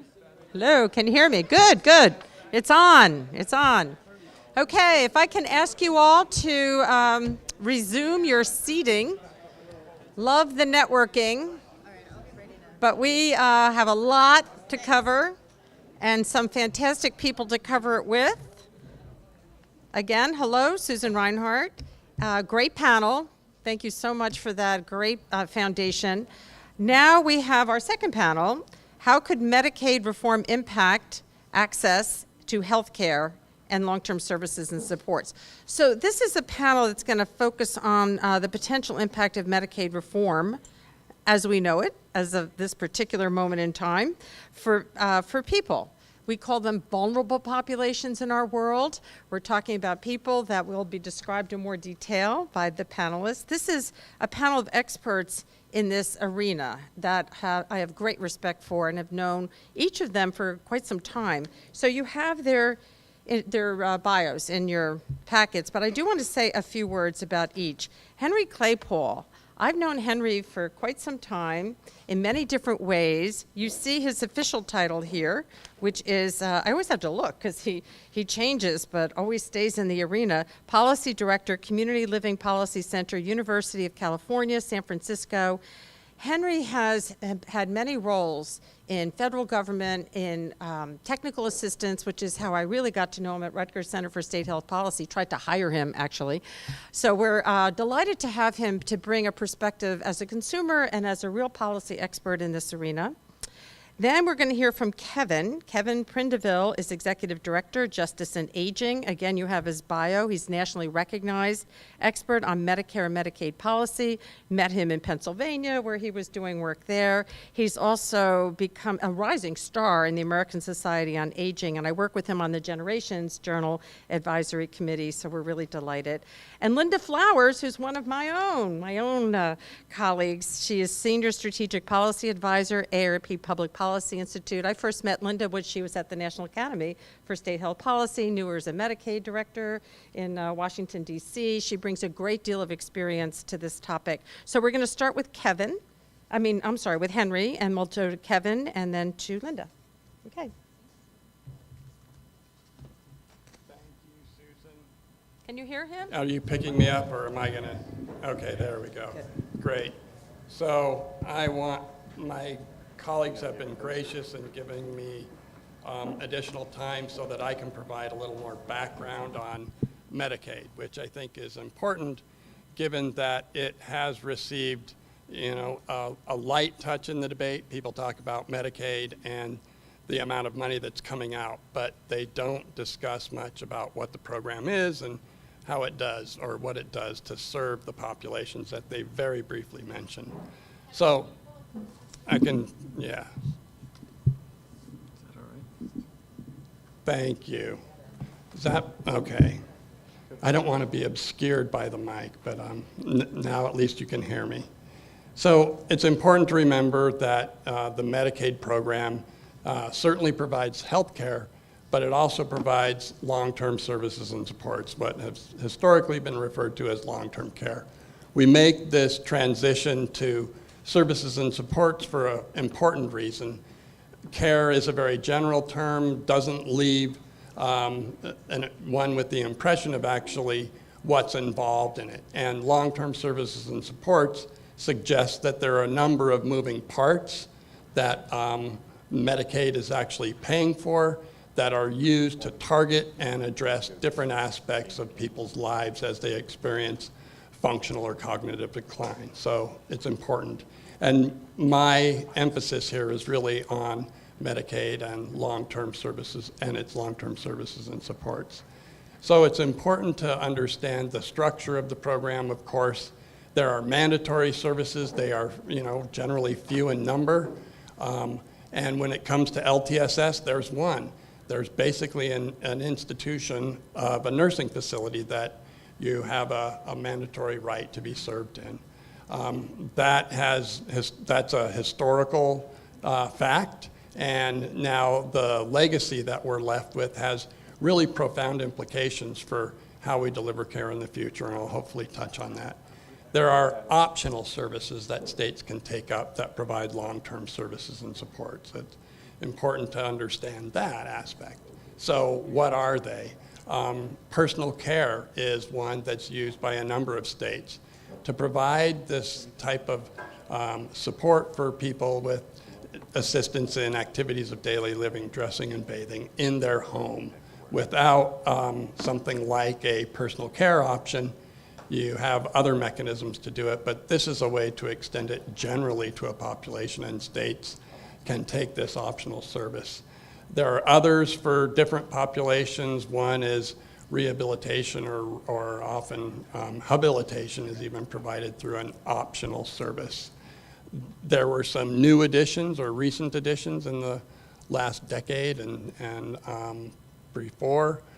One was 1915K called the Community First Choice option, and then there was a home and community-based services state plan option that was introduced, and in an effort to move towards giving states a state plan option that could be used more as an alternative to the mandatory nursing home benefit.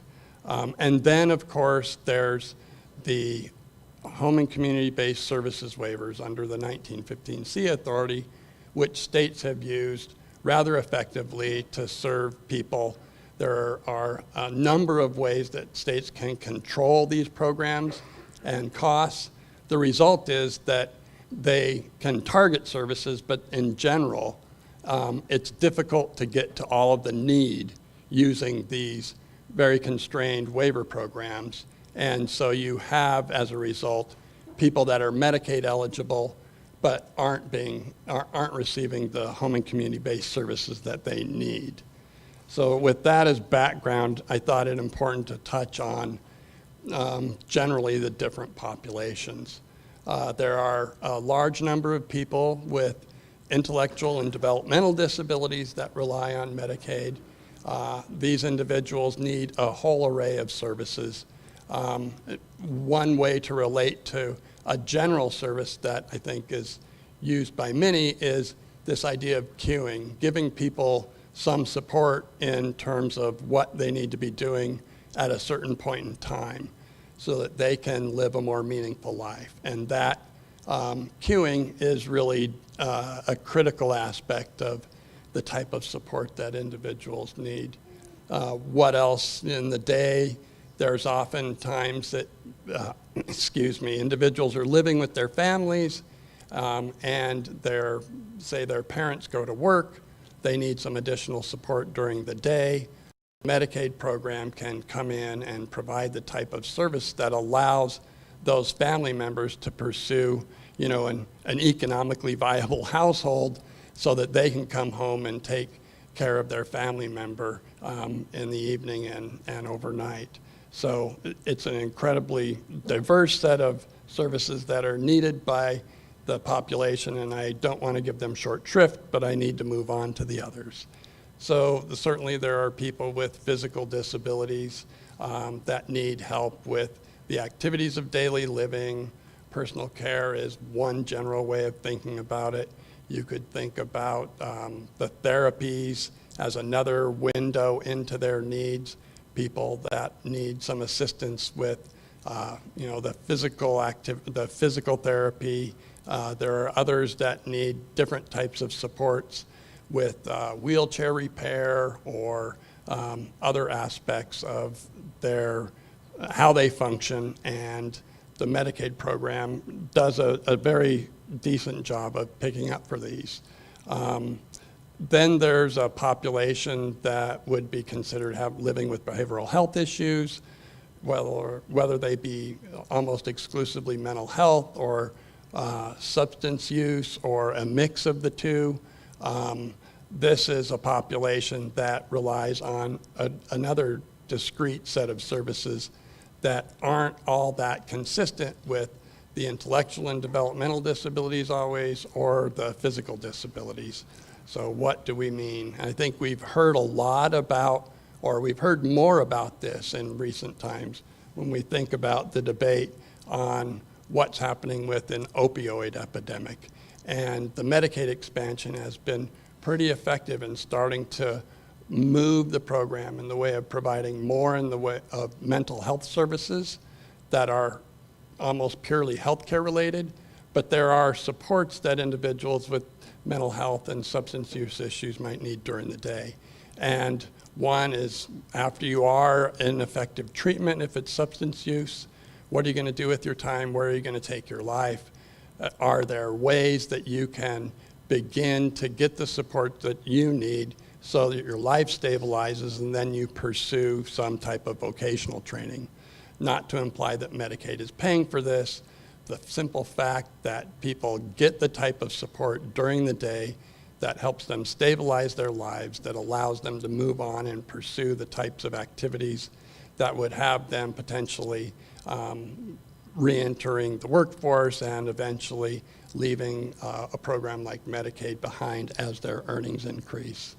And then there are a number of other really discrete populations that Medicaid effectively targets, often with the use of these home and community-based services waivers. So, and a good example is a population living with traumatic brain injury. They have a whole set of needs that can be effectively met in a very targeted way by sending in, for example, I'll give you the types of supports that individuals with brain injury might need, some retraining in speech. As their brain rehabilitates, they'll need some additional support with their cognition, and this mix of services isn't typically available in another form and often not available through optional services. So states are using the Medicaid waiver program, the 1915C program, to target these resources to the population.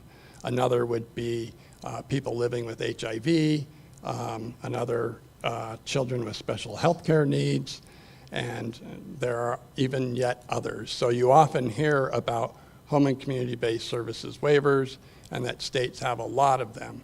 I think that shows you why we use this language of long-term services and supports. The populations are incredibly diverse. The types of services they need are different, and kind of the array is bordering on vast. So I just wanted to quickly touch on a topic of financing, since I think Tom Scully did a very effective job of opening the door on focusing our attention on that's what's really being done here.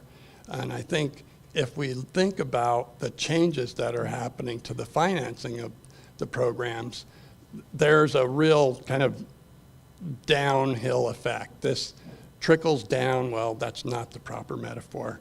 The result of this is that there are likely going to be fewer resources to really target some of the needs that these populations have. And so let me just try and touch on a couple of challenges that we face in a time of really constrained federal spending that we're looking at.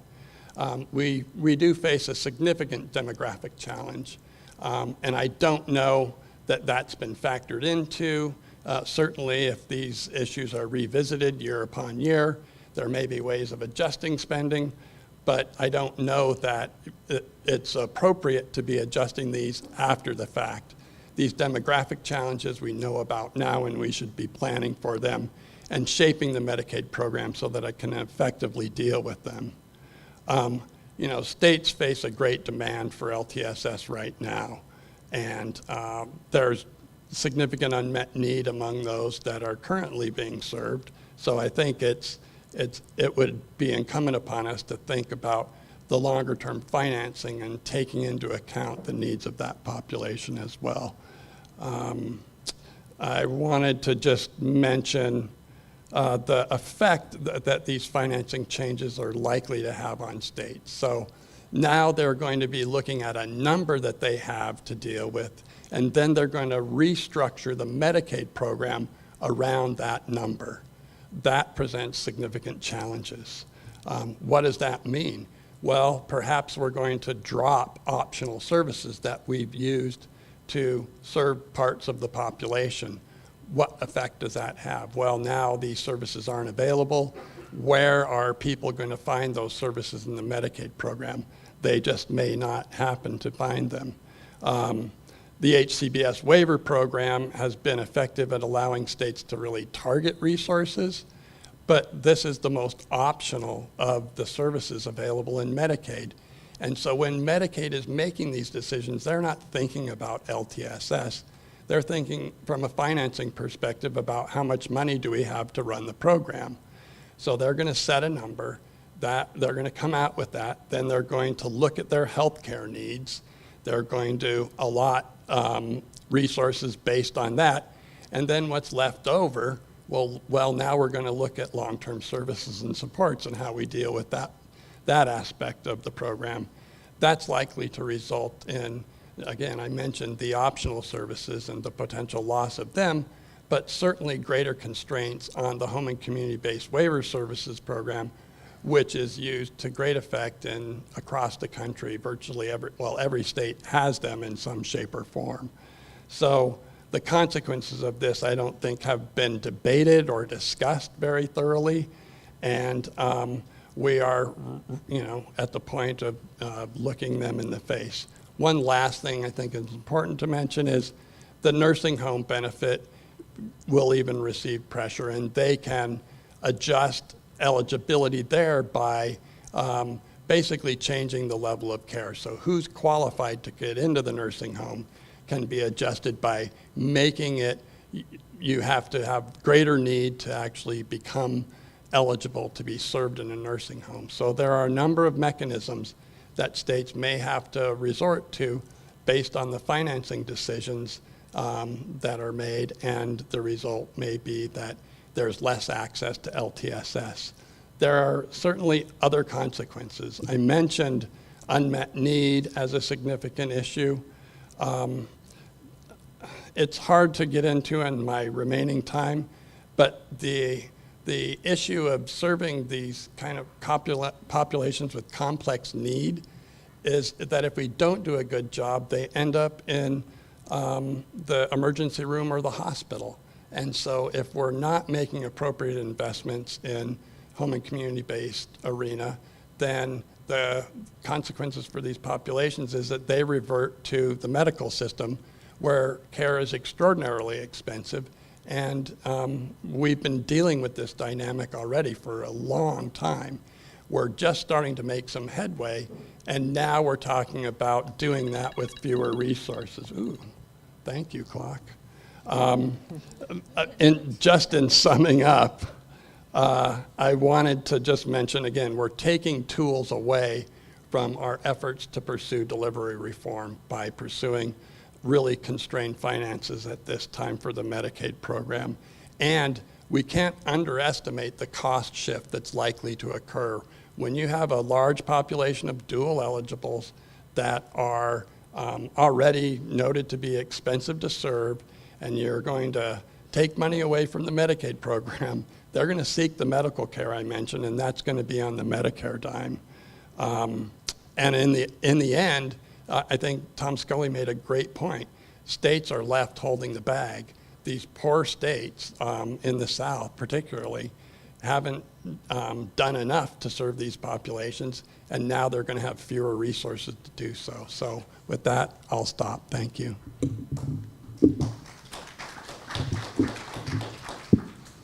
Thanks. Thanks, Henry, for doing a lot of the background and heavy lifting for the panel there, and thanks everybody. It's wonderful to be here. Has the bill dropped yet for people that are checking Twitter? And I'm seeing shaking heads no. So, It has. or maybe it has.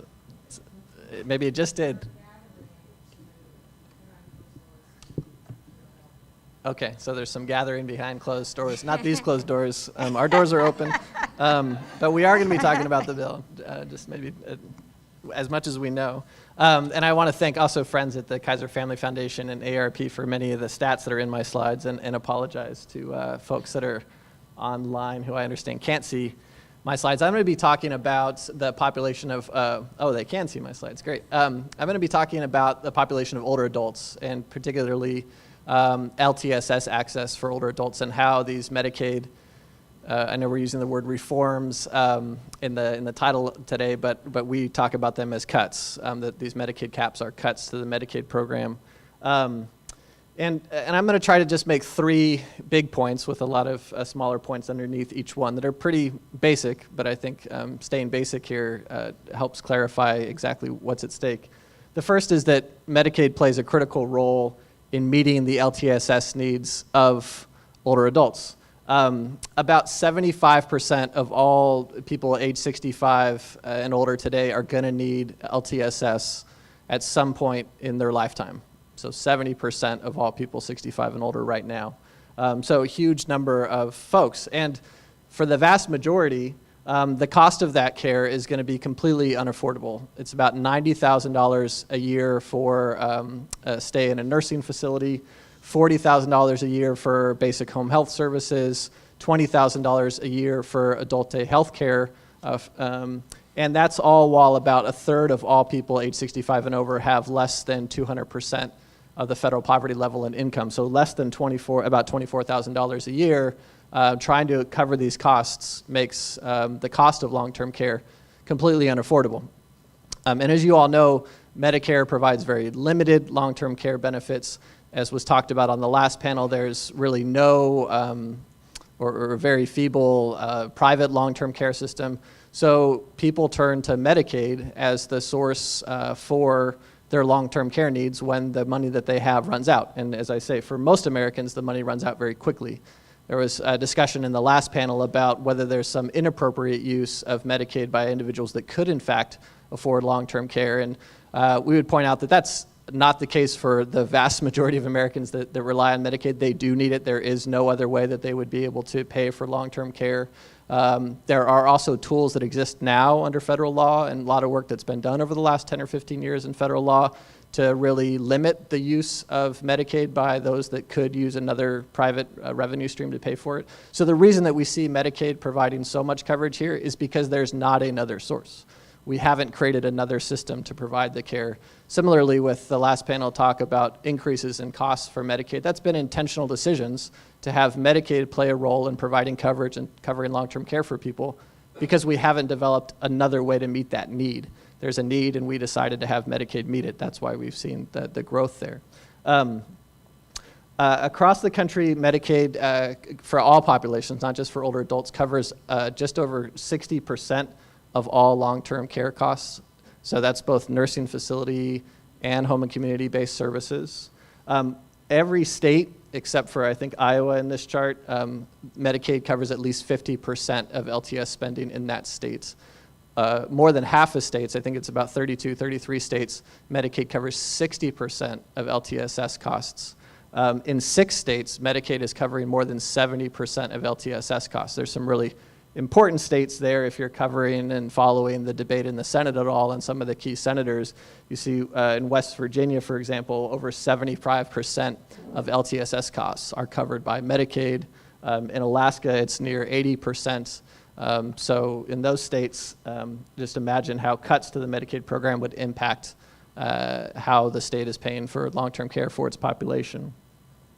Now for older adults in particular, Kaiser created this great stat that shows that that for total Medicaid spending for seniors on Medicaid that are full benefit Medicaid, total Medicaid spending, about 69% of that, about $55 billion, almost $56 billion, is dedicated to LTSS. So seniors are using Medicaid as a way to get long-term care. This is interesting, the breakout on this slide. For older adults, about 73% of Medicaid LTSS spending is in institutions, in nursing homes, while only 27% is in home and community-based services settings. That's vastly different than if you look at the population overall or if you look at groups of people with disabilities. So while we've made a lot of progress in the issue of rebalancing long-term care away from institutions into communities for people with disabilities, which is fantastic, we really haven't done much yet for older adults. So states have had this incentive for a long time to serve more older adults at home and in the community because of the cost and choice, but they haven't done it yet. So it makes us wonder about whether we can trust in that by cutting funding, there will be more incentive suddenly, while there's already been so much incentive and very little progress on this front for older adults.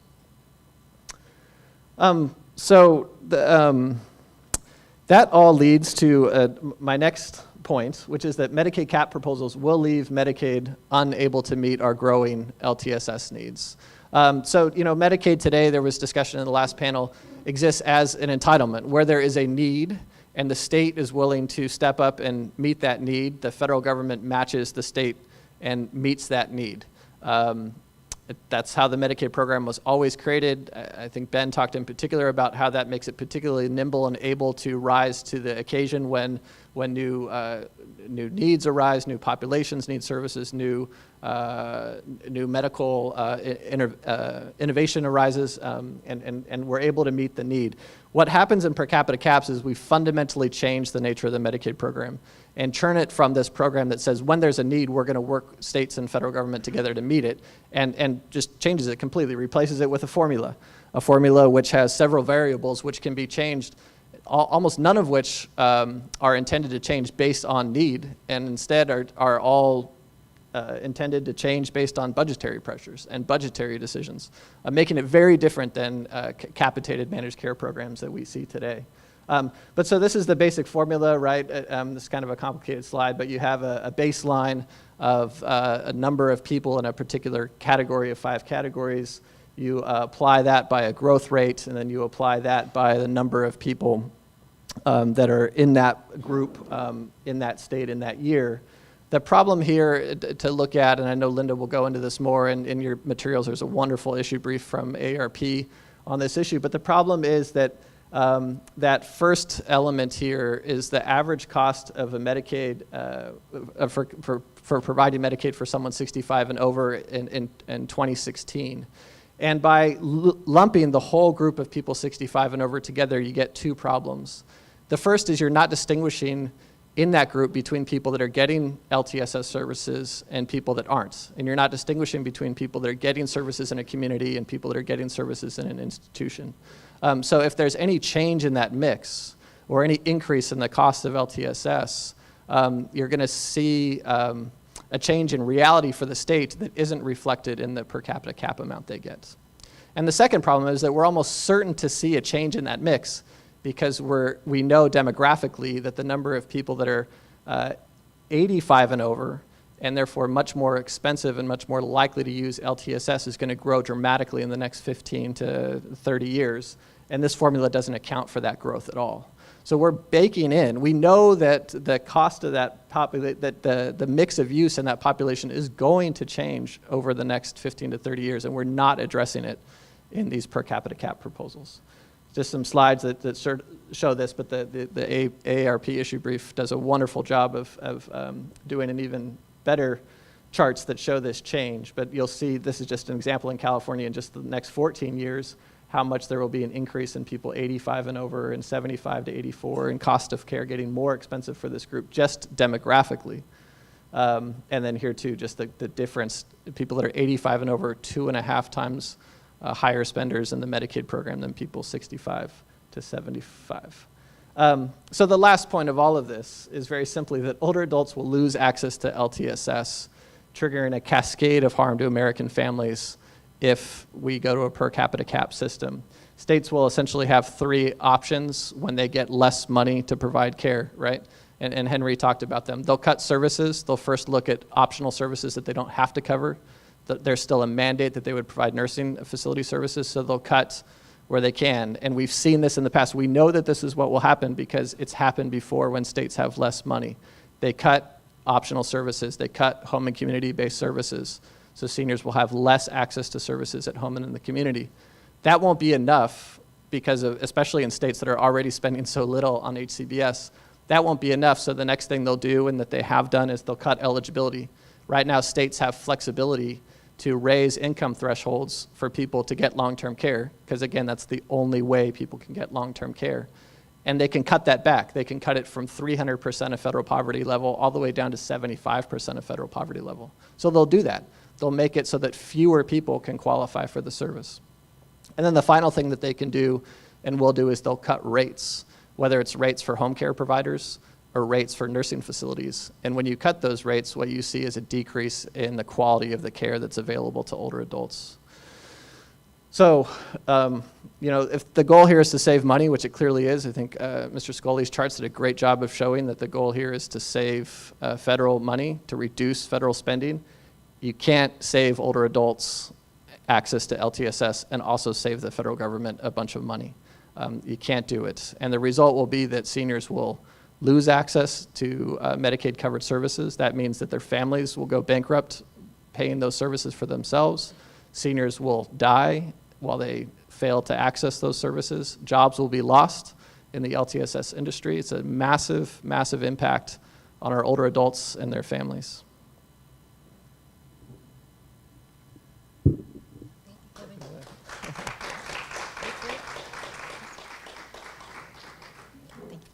Good morning, everyone.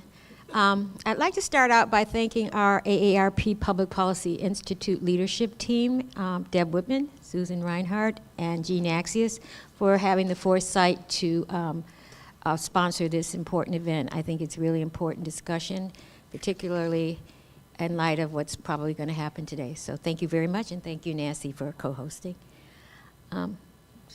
So I'm here today to talk about the implications of the per capita cap on dual eligibles. And a lot of what I'm going to say has already been said, but it doesn't help to amplify given what's going on in the current environment. So just a word on the Public Policy Institute. I'm not going to dwell on this. You all have it in your slides. You can read it at your leisure. So who are the dual eligibles? These are Medicare beneficiaries who are so poor and have so few assets that they also qualify for Medicaid. So 1 in 5 Medicare beneficiaries, or 11 million people, are called dual eligibles because they rely on both Medicare and Medicaid, particularly to get the Medicaid program to have their long-term services and supports needs met. They comprise 6.5 million older adults and 4.6, almost 5 million people with significant disabilities. So how much do they spend? How much do they cost Medicare? They account for 15% of Medicare enrollment, but 27% of all Medicare spending. And also 11% of Medicaid enrollment and 32%. So you can see that they spend disproportionately as opposed to their enrollment numbers. These are the poorest and sickest of all Medicare beneficiaries. They rely on Medicaid for the services they can't get.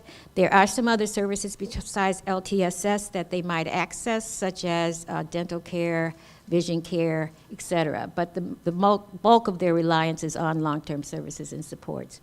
And nearly 75%, 72%, nearly 3/4 receive full Medicare benefits. And the rest of these people get help with their Medicare cost sharing. So as opposed to all other Medicare beneficiaries, the duals have much poorer health status. You can see that they require significantly more help with activities of daily living, such as help with eating, bathing, and dressing, et cetera. They have significantly more cognitive impairments than their Medicare counterparts. They have significantly more chronic diseases, and they report being in poorer health. They also use more health services, significantly more. They use more inpatient hospital care. They rely on emergency room visits more than their Medicare counterparts, have more home health care days, a disproportionate use of long-term care facilities, and they also use more skilled nursing care. So just a word on what the AHCA would do. The American Health Care Act, the House-passed bill, would impose mandatory per capita caps on older adults and people with disabilities, and they would make them optional for children and all other adults. So for the children and all other adults would have the option to take the per capita cap or to take a block grant, which would be just a lump sum of money.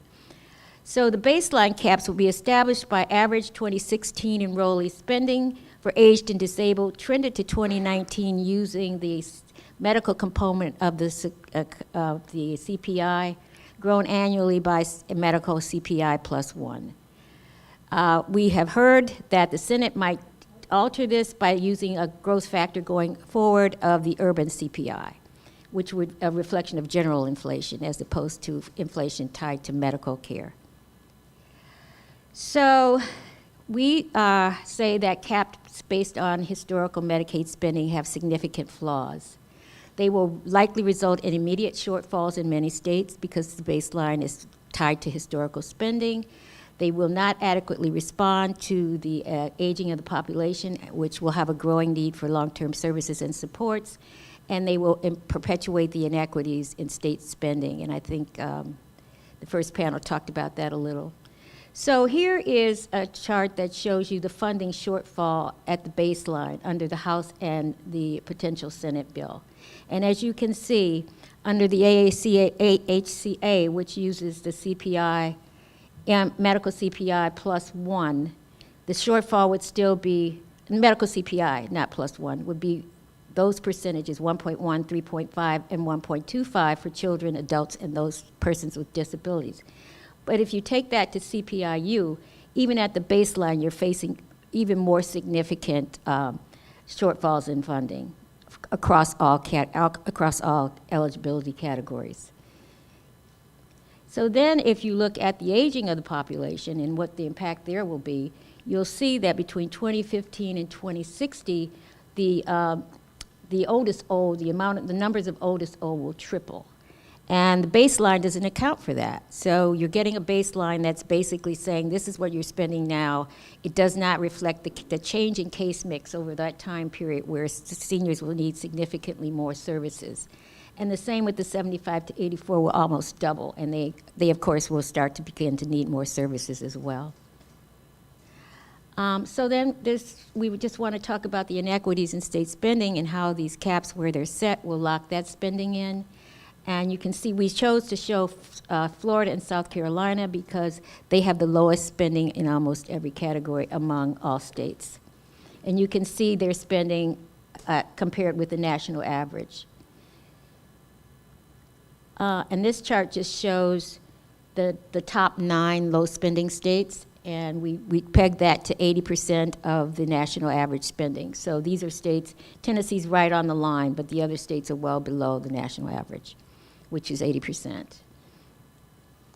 So I think Henry said states will be left holding the bag. And here we are again, because cap funding is not likely to keep pace with the costs associated with new technologies, changes in pharmaceuticals and other services that can be life-saving for many people but unaffordable and out of reach because of where the caps are set. Won't keep pace with medical inflation and certainly not with the changing demographic. So how will states respond? States can reallocate their funds.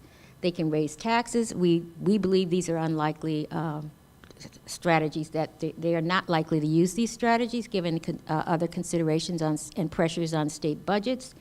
They can cut optional eligibility categories that impact duals, optional services like HCBS that also impact duals. They can put in waiting lists and place tight limits on services, tighten eligibility criteria for receipt of services, cut provider rates, thereby cutting back on access, and incentivize cost shifting between Medicare and Medicaid and Medicare. So here's where some of the optional cuts can come in the optional eligibility categories, which are used by about half of all seniors. Special income pathway, the poverty-related pathway, medically needy, spend down. And just to make another point, I think Ms. Tom Scully made the point that people are people are spending down who may not be in need, but he forgot to say that a lot, these people that have these expensive homes or moderate homes also are subject to state recovery, so it's not just, they're getting away with everything. And then optional services, home and community-based services being important, personal care services, and PACE. All of these services are optional and are subject to being cut when states start to feel the pressure. So per capita caps could end up costing the federal government more. I say it's a pay me now or pay me later situation, because as Medicare costs for the duals go up, if states can't keep up with those costs, they're going to respond by cutting back on services or some way tamping down eligibility, and people will go with unmet need. And in response to that unmet need, people are going to probably turn to the acute care system, which Henry alluded to. They're going to become sicker. They're going to probably rely on more expensive emergency room care and inpatient hospital care to make up the loss. So implications for, I wanted to talk a little bit about implications for duals receiving managed long-term services and supports. So we talked a little bit this morning about the federal requirement that capitation payments be actuarially sound and sufficient to meet the needs of the covered population. So states using managed care for duals are on the hook to make those capitation payments actuarially sound, and if they can't, they're putting plans in a position where they are not in compliance with federal law. And if states can't make up the shortfall, duals could lose access to the coordinated care they now, some of whom now enjoy through their managed Medicare, managed MCO enrollment. So we are now working on a paper we'll be putting out very soon that talks about actuarially sound rate setting and what that looks like, as opposed to per capita caps that are mostly designed to meet a budget target. So here, if you just look at the key objective of MLTSS rate setting, it must be designed to cover all reasonable, appropriate, and attainable costs to protect access and quality. So that's in federal regulation. The protection of access and quality is in there. So rates are renegotiated annually, and can also be renegotiated on an ad hoc basis should situations change within a state. As opposed to the House bill, which the per capita cap method is designed to be a budgetary exercise. So things could go from bad to worse. This is PPI preliminary data that says under the House bill, the cut would go from $335 billion to $237 trillion over 20 years. We took that budget window out beyond the current budget cycle because we know that outside the 10-year window, this is still going to have an impact, and we wanted to show that impact outside the current budget window. Under the Senate projections, it would be a $2 to $4 trillion cut, and we show this as a total of federal and state spending. The reason we show this as federal and state spending is because we wanted to model how states will respond to the federal cuts. So it's not just a federal cut in a vacuum, it's also the state response that we need to show. So in summary, establishing baselines for per capita caps based on historical spending is flawed and problematic. Per capita cap funding will not keep pace with medical inflation, and using a general measure of inflation takes this from bad to worse. States will have to face difficult choices, and I think fully integrated Medicare and Medicaid managed long-term services and support programs face significant risks. So thank you, and I'm happy to take questions. Great, they all stayed on time too. That's amazing.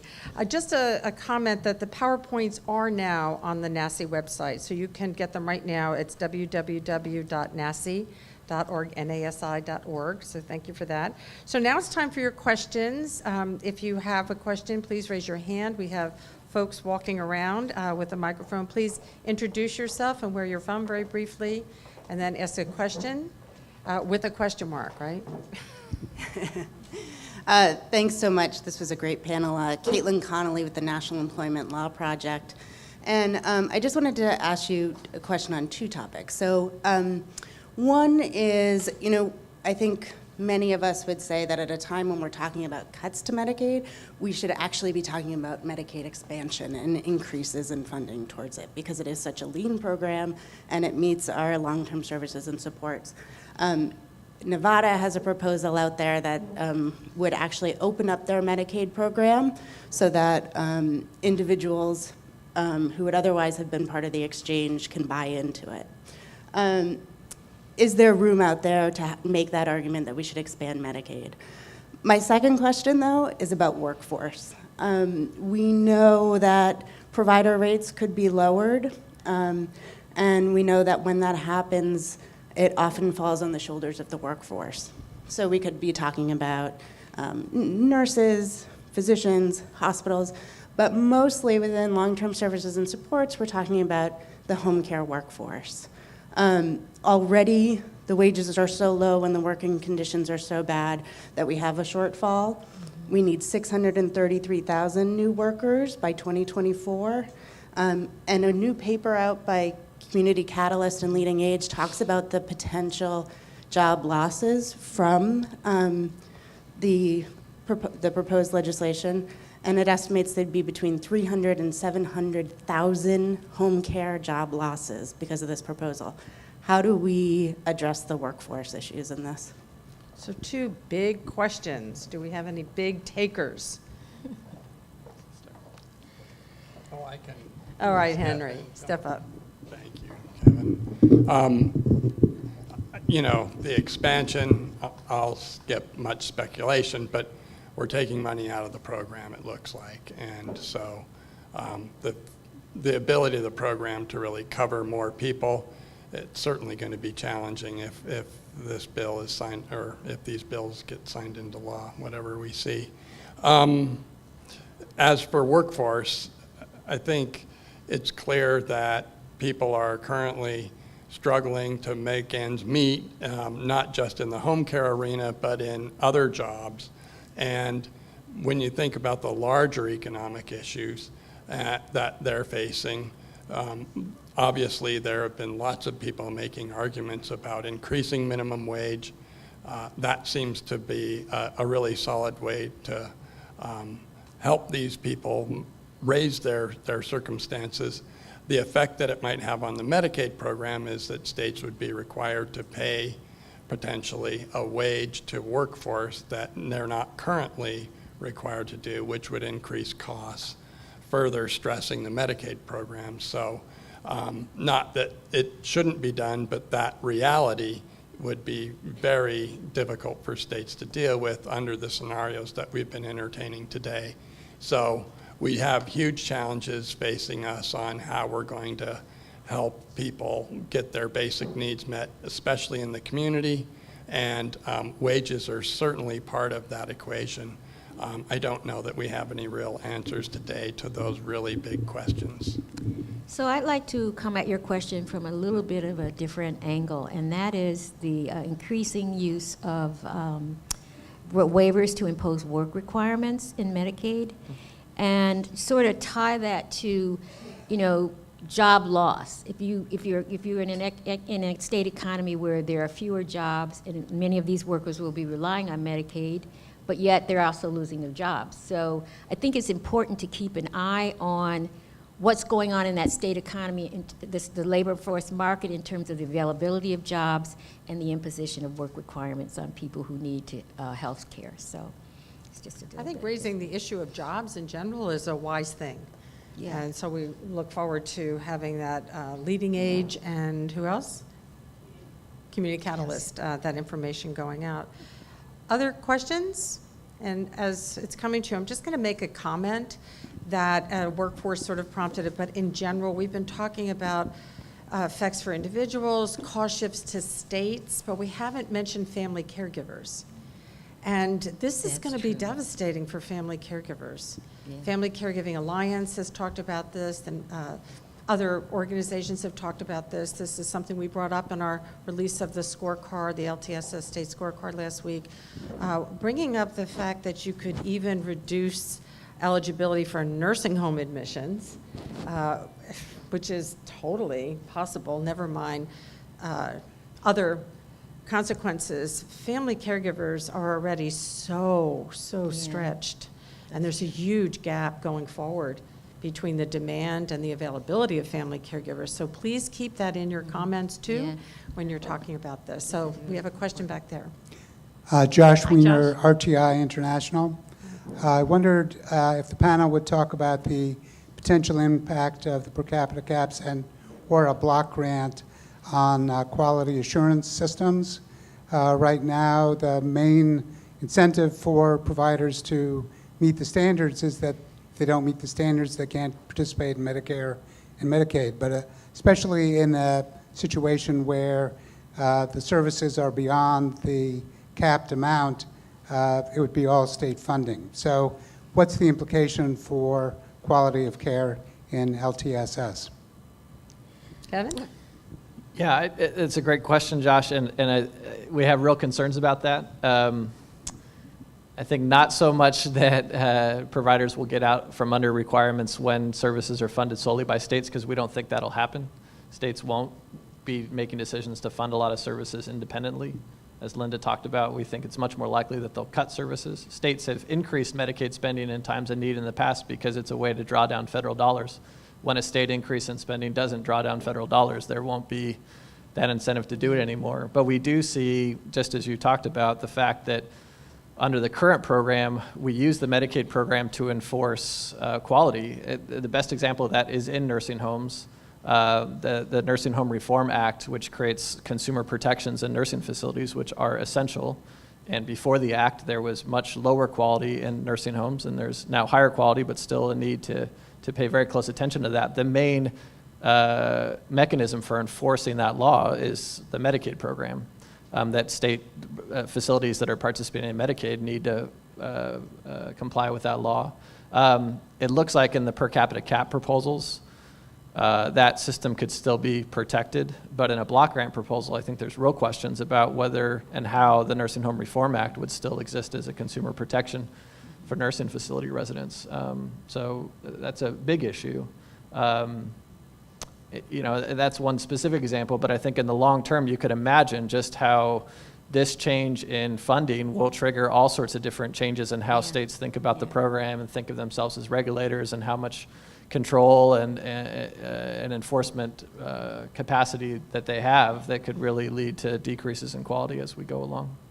I'm really glad you raised that. That's another topic that doesn't get a lot of attention, Josh, so thank you for raising that. And if I could just Yes, tag please, on Henry. with the fact that I think we really lack a decent set of quality measures for home and community-based services. So I'd love to be able to opine more on Josh's question, but I think in some ways it's very difficult because we don't really know what happens in terms of quality in the HCBS arena. But just to add on to that, I think we're on the threshold of a great opportunity. The idea behind quality and increasing quality is that you get more efficiencies, better outcomes, and some savings. So in this budgetary environment, there may be opportunities to put pressure on states to really focus attention on quality. So there's a note of optimism. Yeah. Yes.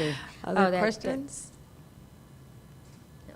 I have a question then, but please feel free. So it really hit me when you were saying that, and Tom Scully did as well, this uneven effect on states. And we're going to have a panel focusing on these topics too. But this idea of balancing that came up, and of course that's part of the scorecard. There's many people in this room that have been watching this, and I think you pointed out to like a 70-30 balance, meaning more 70% for institutional care versus 30. But there are some states that are way above that. So in our report card, we talked about the state of Minnesota being close to 70s, sort of the flip. So my question that you really prompted me to think about is, are the states that have achieved more balance disadvantaged even more because they can't get to more efficiencies? You can serve 3 people in a community for every person in a nursing home, by and large. And so one response, optimistically, that states would have would be to turn more to home and community-based services. That's like a very enlightened, maybe that would happen. But if you're already there, where do you go? Any thoughts? Yeah, I think that's a really good question. I think it is a real problem. It's something we've seen in MLTSS programs too, that there was some states that had very low HCBS spending, like a state like Tennessee. I think they were at 12% of their spending was home and community-based services. They moved to an MLTSS model and they saw changes. We then saw other states that already had a more balanced approach try to make estimates on savings that were based on those states that had more room for growth. And they were sorely disappointed by not seeing similar levels of change. So I think exactly the issue I identified as a real one, that those states that have already done some work to rebalance just have less room for their innovation. I don't want that to sound like we think that these other states are going to be in great shape. No, I don't because, either. But you take a state like Florida, for their older adults, only 7% of spending happens in home and community-based settings. So they've had plenty of incentive and plenty of motivation to do something before. And instead, what they've generally done is cut services when they want to save money. So we think that's the most likely thing that they will do this time. Because it's hard work. That's the pattern. It's hard work to do this already. And I think, Susan, you raise a really important point, and maybe we can extend it more broadly into the delivery system reform efforts, which, home and community-based services are the domain of the Medicaid program. We've toiled long in these fields and we're rebalancing the program, but the medical system is, but waking up to the fact that many of the people that they're treating have these community-based needs that are influenced by other factors, and they generally refer to them as the social determinants of health. The closest thing, and we have in our tool bag right now, are home and community-based services to really directly affect those issues. And so states are experimenting largely through these duals demonstrations and how you can put these services together in a way that will help the most needy folks stay in community-based settings where things are more cost-effective or affordable, and helpfully reserve the medical treatment or the medical settings for times of real need. Rebalancing is an integral part of that, and when a state lacks the capacity to deliver those home and community-based services, it upends that whole effort. That's right. Well, thank you, and Henry gets the last word on that. So please applaud this wonderful panel. Thank you. Thank you. And we're going to switch gears to our third panel, which is the impact of potential reforms on states. This is going to be moderated by Elaine Ryan, my dear colleague and friend. She is the Vice President of State Advocacy and Strategy Integration. So we'll just take a moment as we're switching off.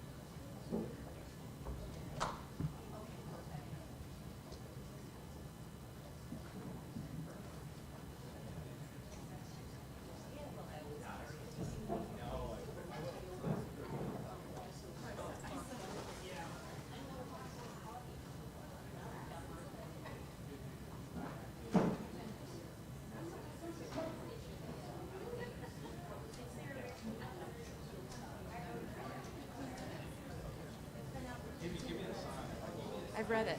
I'm kidding. I'm going to open up to questions, but if there's anything you specifically want me to.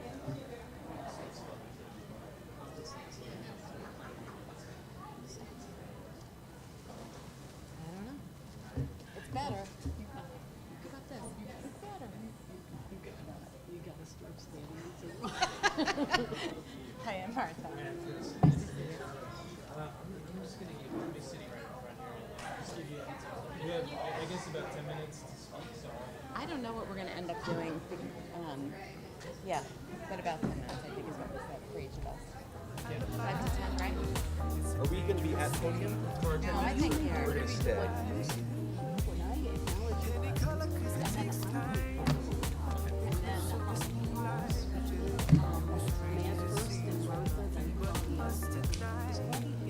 Yeah, sure.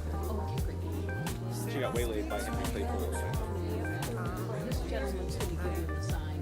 Yes. He's going to give me the sign when I go over my 10 minutes. Okay. Great. We're good at riffing.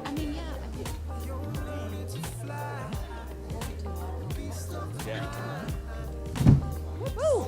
You okay? I know, this is why I had to carry a... I know, I need to see you. I saw it. I'm like, where is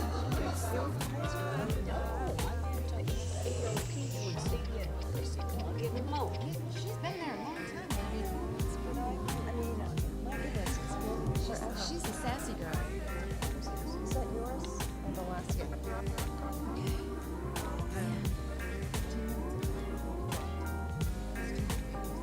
I know, so nobody knows what's in it, except that it's supposed to be, No, I heard the cuts were deeper, but they don't start for 2 years. So it gives us time to like, or get them to walk back. Yeah, 15 minutes, as I said. Oh, yeah, 12 minutes ago. Who can speed read? Well, I went like this through it. You did? Yeah. Right here. There you go. Oh my God. 200 pages? So after the Q&A, then I'll just turn it over to them, or are you going to come back up and turn it? And if you call it, the name of the bill is. Okay, great. So, good morning. I'm Elaine Ryan, and I am Vice President of State Advocacy and Strategy at AARP. And it's my pleasure to be able to moderate this great panel today. Before we go on with the panel, though, for those who are checking email and Twitter, the Senate bill has been released, and it's up on the site, and I'm sure analysts are standing by to run the numbers. But we'll get the first opportunity to talk to some great state leaders about the implications of the changes that the bill has and the House bill has.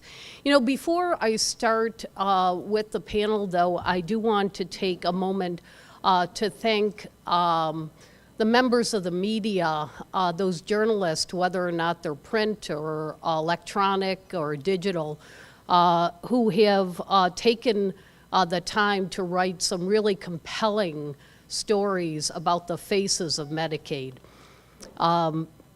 You know, we'll hear a lot about hundreds of billions and millions of people. We'll hear about cuts and caps and waivers and glide paths.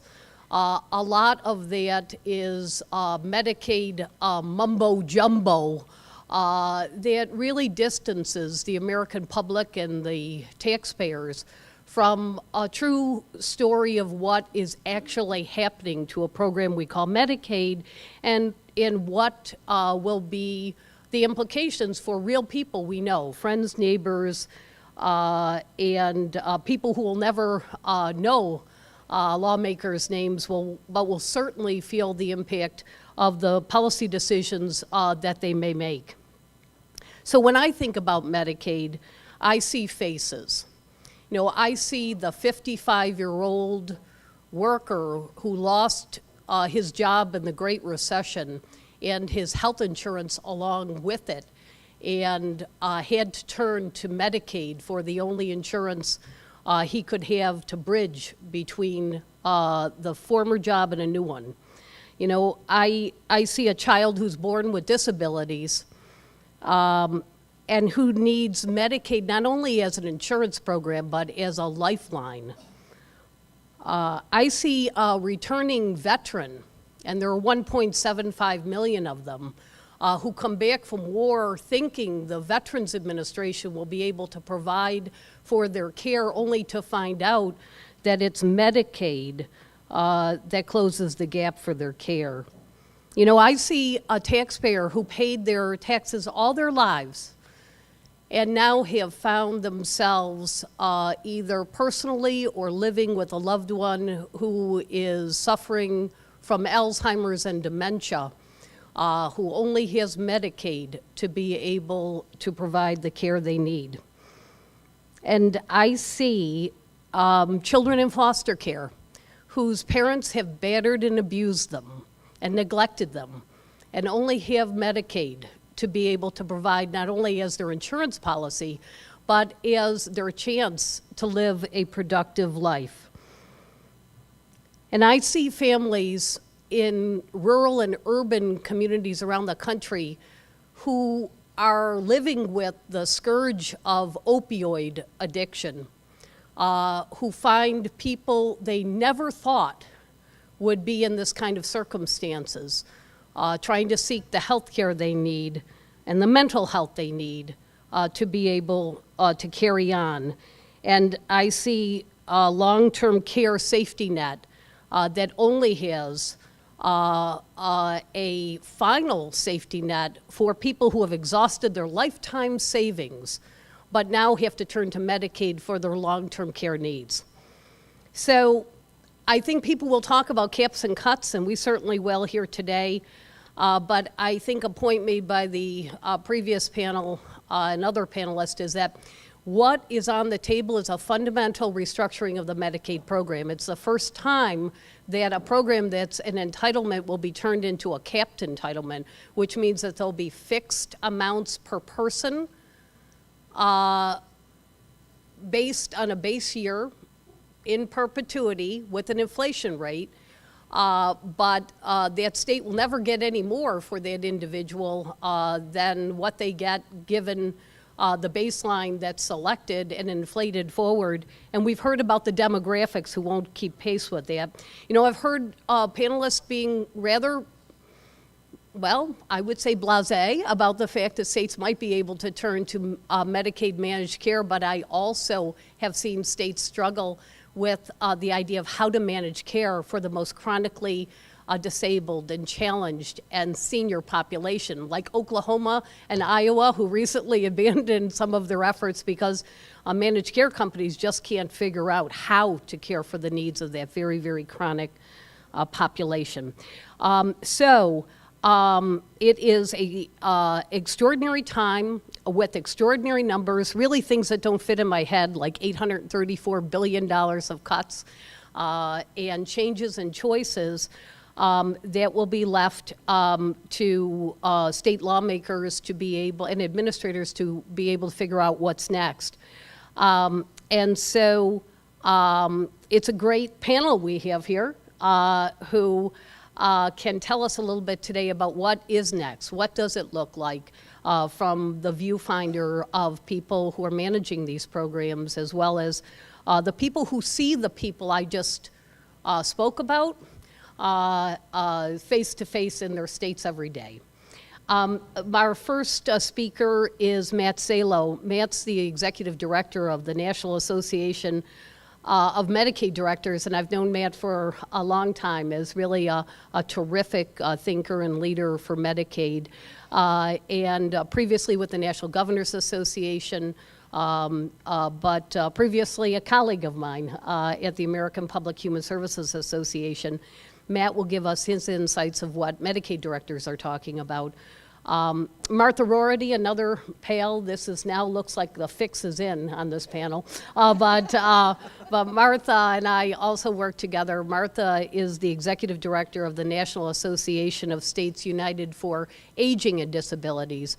Martha also was previously with the National Governors Association, headed the National Workers with Disabilities, has been at the National Conference of State Legislatures, has been in the National Association of State Budget Officers. If there's a state, that's true. If there's a state organization, blame Martha for it. That's my remarks today. But no, Martha is just a terrific leader for all of those Medicaid and aging directors who are actually on the front lines to try to figure out what are the best next steps moving forward. And then finally, Claudia Schlossberg, who's been the Medicaid director on in the District of Columbia, but really, I think, a giant and a leader in Medicaid for a long, long time. And I believe will face, that task perhaps if the Congress moves on a bill like this. How do you balance the needs of children with the needs with children with disabilities, the needs with adults with disabilities, the needs with seniors, the needs of people crying out from the opioid addiction, and much, much more. And so I have no passion around this topic except to say just a terrific panel. I want to turn it over to Matt Salo for his remarks. It'll be followed by Martha's and Claudia's, and then we'll take some questions. Thank you. All right. Thank you very much, Elaine. We were not just colleagues. She was essentially my first boss in the first real job I had. She has always been a shining beacon of passion and effectiveness. And I've learned, hopefully, a lot. Everything I know I learned from her. Unless it's bad, I learned it from someone else. So I have a lot to say. I have no idea how I'm going to say it in 10 minutes, so I'm just going to kind of keep to a couple of high-level bullets. And then I think once we can get to the rest of it in Q&A, and I'm sure my colleagues here will hit some other points as well. So I'm going to talk about the perspective collectively from the Medicaid directors as a united bipartisan consensus group. Claudia, of course, is free to opine specifically about DC and herself, but in the big perspective, the kind of the challenge that we had kind of entering into this debate was kind of laid out for me. We did the first week after the election, when it became clear that there were going to be some very, very different legislative discussions going on the Hill that we had to engage in, we convened a full member call of all the Medicaid directors to kind of talk through what does this mean for us, how do we engage, what do we do? And we had one of the members kind of chime in and say, well, I just talked to my governor, and my marching orders are block grant Medicaid and repeal the ACA. And then there's sort of this pregnant pause, and someone else chimed in and said, well, I just talked to my governor, and my marching orders are to stand in front of the train. And so I'm sitting there trying to figure out, well, what's the Venn diagram of those two positions here? So where we essentially ended up was saying, okay, look, the Medicaid directors are folks on some level, it's kind of in a Rumsfeldian way. We go to war with the army we have, not the army we want. And that the decisions around the size of the army are made by higher level political people. It's made by the governor. And so the questions around repeal, replace, repair, rebrand, and the discussions around block granting and per capita caps, the decisions about should you or shouldn't you are kind of above our pay grade. But rather, where we could find the most currency is as the group of people who actually understand the program in a way that no one else does, who understand, to Elaine's point about the human aspect of who we serve. The people who understand how inextricably linked Medicaid is to the rest of the healthcare system, whether that's Medicare or the exchanges or what have you, and who understand things that other people who are making decisions don't, which is that Medicaid is a high-value, highly effective, and highly efficient program. And that Medicaid does operate under very, very lean constraints. Medicaid directors are used to trying to be as efficient as possible because there is never enough money to do all the things that everyone wants to do. But also that 40% of Medicaid's budget is spent directly on Medicare beneficiaries. And 60+% of Medicaid's budget is spent on seniors, people with disabilities, and long-term care writ large. And that these things are largely unrecognized, unnoticed, and certainly unappreciated by policymakers at large. And that we did notice that there was a kind of a disconnect between the tone and the tenor of the debate around what should be done with the ACA, what should be done with Medicaid, and the reality of what the program is and does. And that while, you know, and I think, you know, Tom Scully was kind of getting into this a little bit, there are certain, again, getting at Venn diagrams, there are Venn diagrams of perspectives on why Medicaid should change. And some of it is people like Tom who really think the problem is that, you know, there's too many provider taxes in Alabama, or that there's too much dish money in Louisiana, or what have you. And then there are others who just who don't care anything about the actual program, but just want federal outlays for it to go down. But that the tone and tenor of the debate, work requirements, lifetime limits, drug testing, that sort of thing, actually bore no actual connection to the cost centers and the real drivers of healthcare in the Medicaid program. And so what we try to do is lay out considerations.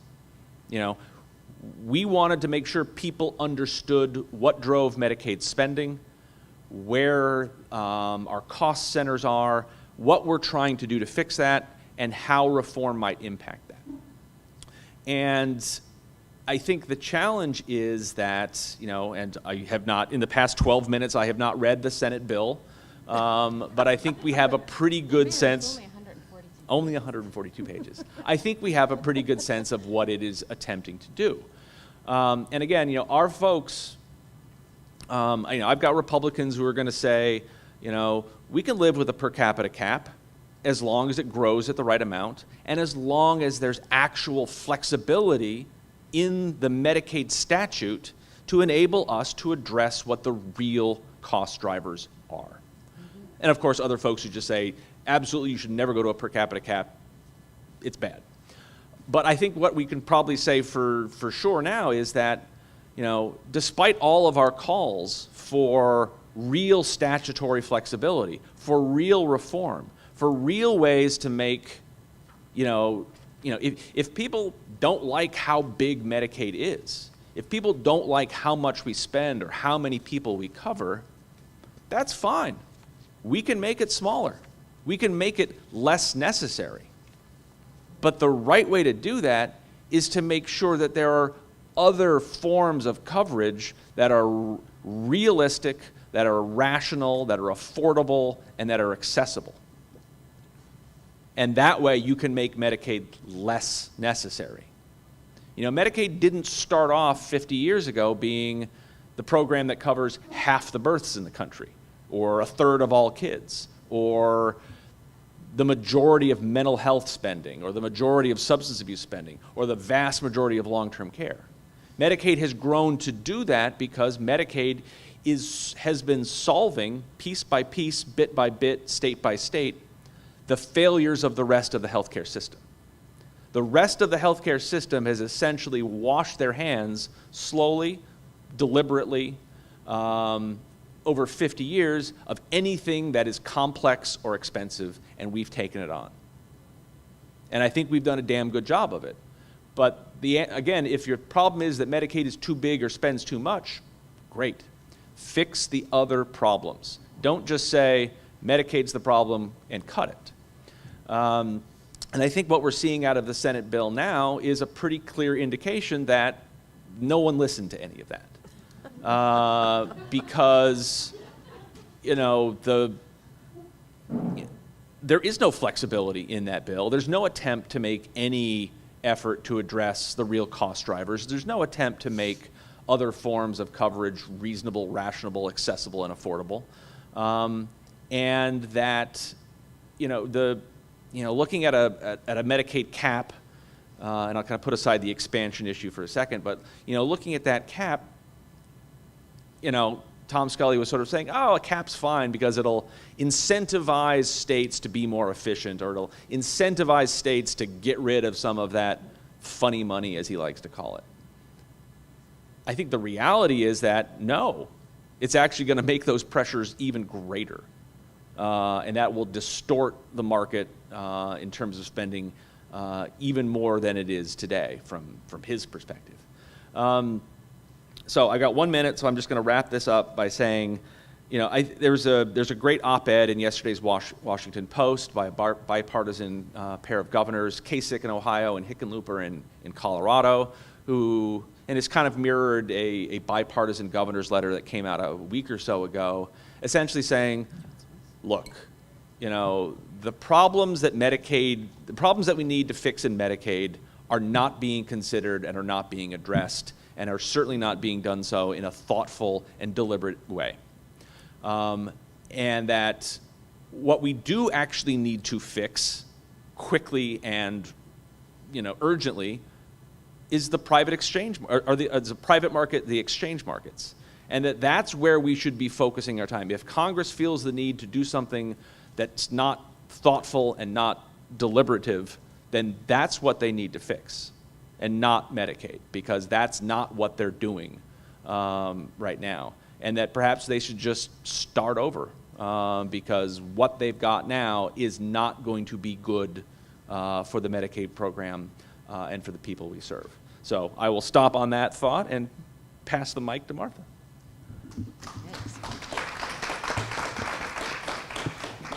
So I'm not going to speak for 10 minutes, I don't think, because I really want to get to some of the questions that must be burning in the audience about what's going on. I started as Elaine, and I joke, I really have a heart. I've been at this job longer than any other job, but my background was in finance with the National Conference of State Legislatures and with the budget officer, state budget officers. And I remember a time when Medicaid wasn't the largest part of the state budget, right? You'd look at it and you'd go, that'll never happen. It's going to be K-12 forever. And when it kept creeping, I think it is amazing, really, that it has become so important. And when I was director of the Medicaid Directors Association, I remember saying to my colleagues in other human services that Medicaid isn't a verb, right?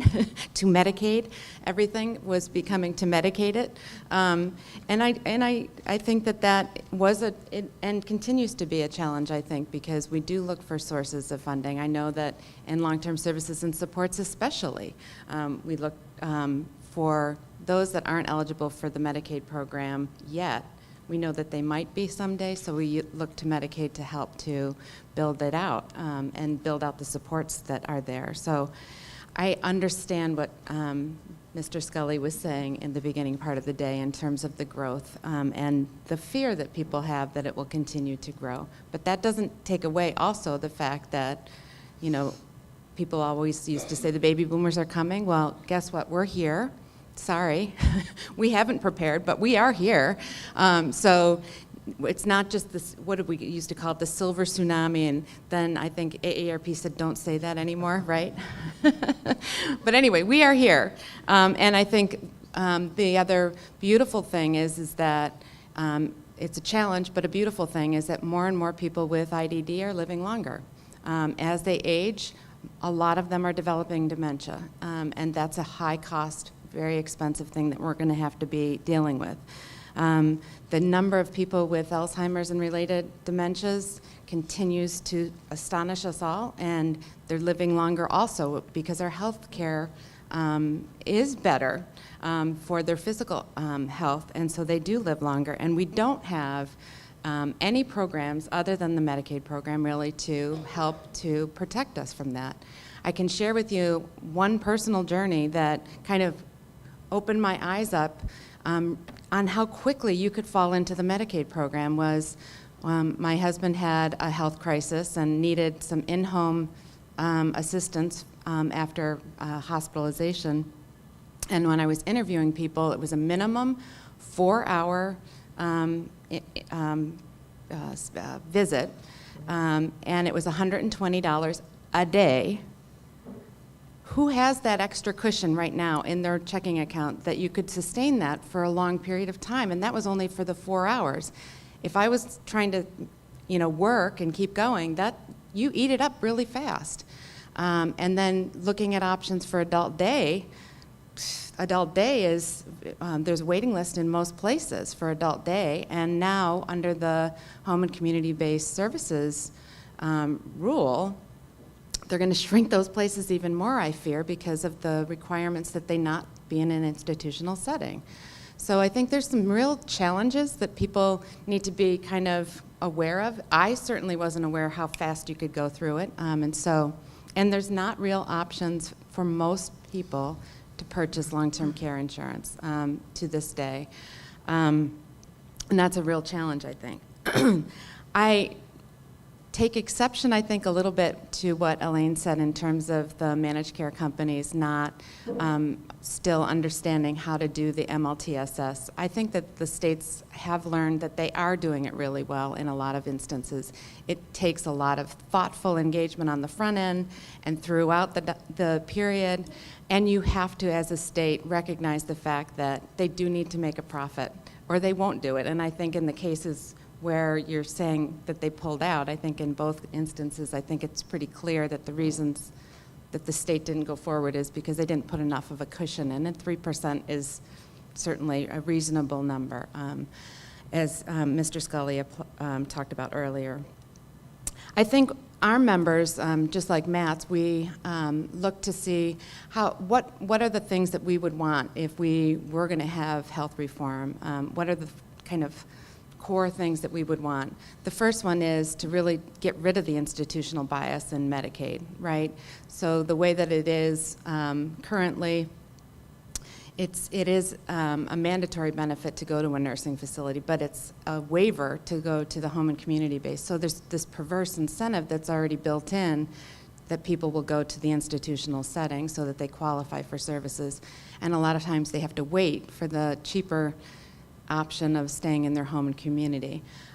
So we really did want to see if there was a way that we could have that flipped. It's a very difficult political decision in a state, really, to increase the HCBS, because to be honest, the nursing home industry is very politically savvy and connected and donating to a lot of the campaigns. And so in the states that go to MLTSS, they do a very good job of, I think, they don't have to worry about the political incentive, and so they can just move people into the home and community. I think some of the other things that the managed care companies have been able to do is a lot more care coordination. They can do a lot of data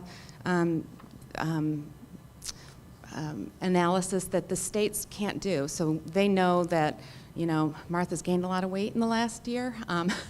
And so Martha probably needs to do some more physical activity, and they would target me because otherwise I'm going to have a health crisis. And those kinds of things, I think, can help to save additional funding. So let's go back. The first thing that our members said was that they really did want to see if we could get rid of the institutional bias. The second was to look at some more early interventions and diversion programs, so that if somebody does go to a nursing facility, can we get somebody there within 3 days so that they can get out? I think most people, if they've been there a while, they get comfortable and they lose their home, and then they end up staying there for longer. So are there additional opportunities to work with the states and the Medicaid program so that we don't have people staying longer and longer? I think our third kind of big idea that we thought is we need, as Matt pointed out, we need some help that's outside of the Medicaid program. One of the things that we know works is if we do options counseling with consumers. You don't have to go to a nursing facility first off. There's a lot of people whose families will help to pay for some of these services if they even knew about them. My own family, my mom had a bad fall, and my sisters were like, we got to put her in a nursing facility. I was like, no, no, like we can do this wraparound right in her house and she'll be really happy and guess what, healthier, because the more we can keep people out of institutional settings, they actually are healthier too. So, but we at the programs that provide options counseling through things like the No Wrong Door and the Aging and Disability Resource Centers, they receive funding cuts. And it's been, with the increase of the baby boom population, the funding at the Administration on Aging actually is going this way. That makes sense. So that's another thing that we need to really focus on is how can we grow the options counseling program so that more people can do private pay and will do private pay. And then the last thing nobody really likes to talk about, but I'm going to talk about it because it's so important. We don't have any federal funding of significance on adult protective services. And a lot of people end up in institutional settings and costing a lot more in the Medicaid program because of caregiver fatigue.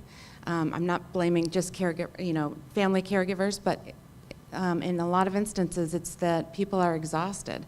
And if we had adult protective services that could do some more case management and care coordination with those individuals, talking to them about the options for services, I think we could see a huge savings in the program. So with that, I'm going to turn it over to Claudia so she can talk more about specifically what's going to happen with in DC. Sorry.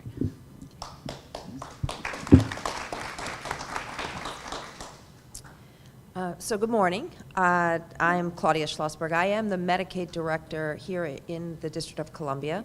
I wanted to just start out by just giving you a little bit of a sense of what our program looks like. And we are a small Medicaid program. We're $3 billion compared to other states that, we're bigger than a number of states, but compared to us to California or New York, we are a small Medicaid program.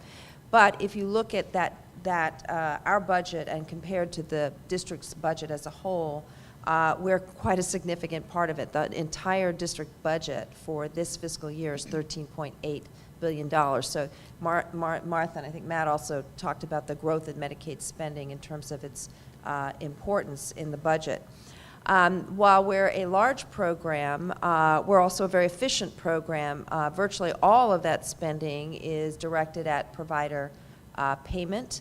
I think we have something like 4% in terms of administrative overhead. You could not run a $3 billion company, corporation, as complicated as the Medicaid program with 4% overhead and the number of FTEs that work in our office. That said, the district, I'm very proud of the fact that here in Washington, D.C., we've had a long-standing commitment to universal coverage. And there are a number of states, as Matt mentioned, there are a number of states who tell their Medicaid directors, stand in front of the train. I guess I'd be one of those. Long before the ACA was enacted, in fact, we had a local program called the DC Healthcare Alliance, funded with solely local dollars that provided health insurance coverage to individuals who were not eligible for Medicaid. When the ACA passed in 2010, we ran out in front of the train and down the tracks and adopted the Medicaid expansion early. By the end of 2010, we not only had taken the state plan option, but we also got a waiver that expanded our coverage for childless adults up to 200% of poverty. And today it's actually at 210% of poverty. That is the highest in the nation.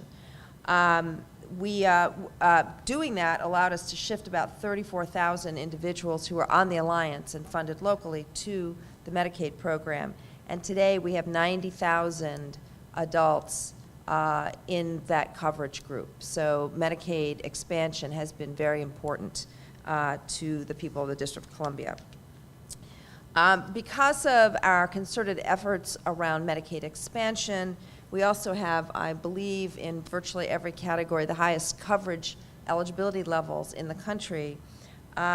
We are third in the nation in terms of the number of people who lack health insurance, the highest in terms of coverage. In the district, our population is about 660,000, and Medicaid actually insures 40% of the population. In addition, I'm not sure, I think it's something like 77% of all children in the district get their health insurance through Medicaid. So again, a very, very significant program and very, very important in terms of providing health access and health insurance for people who live here.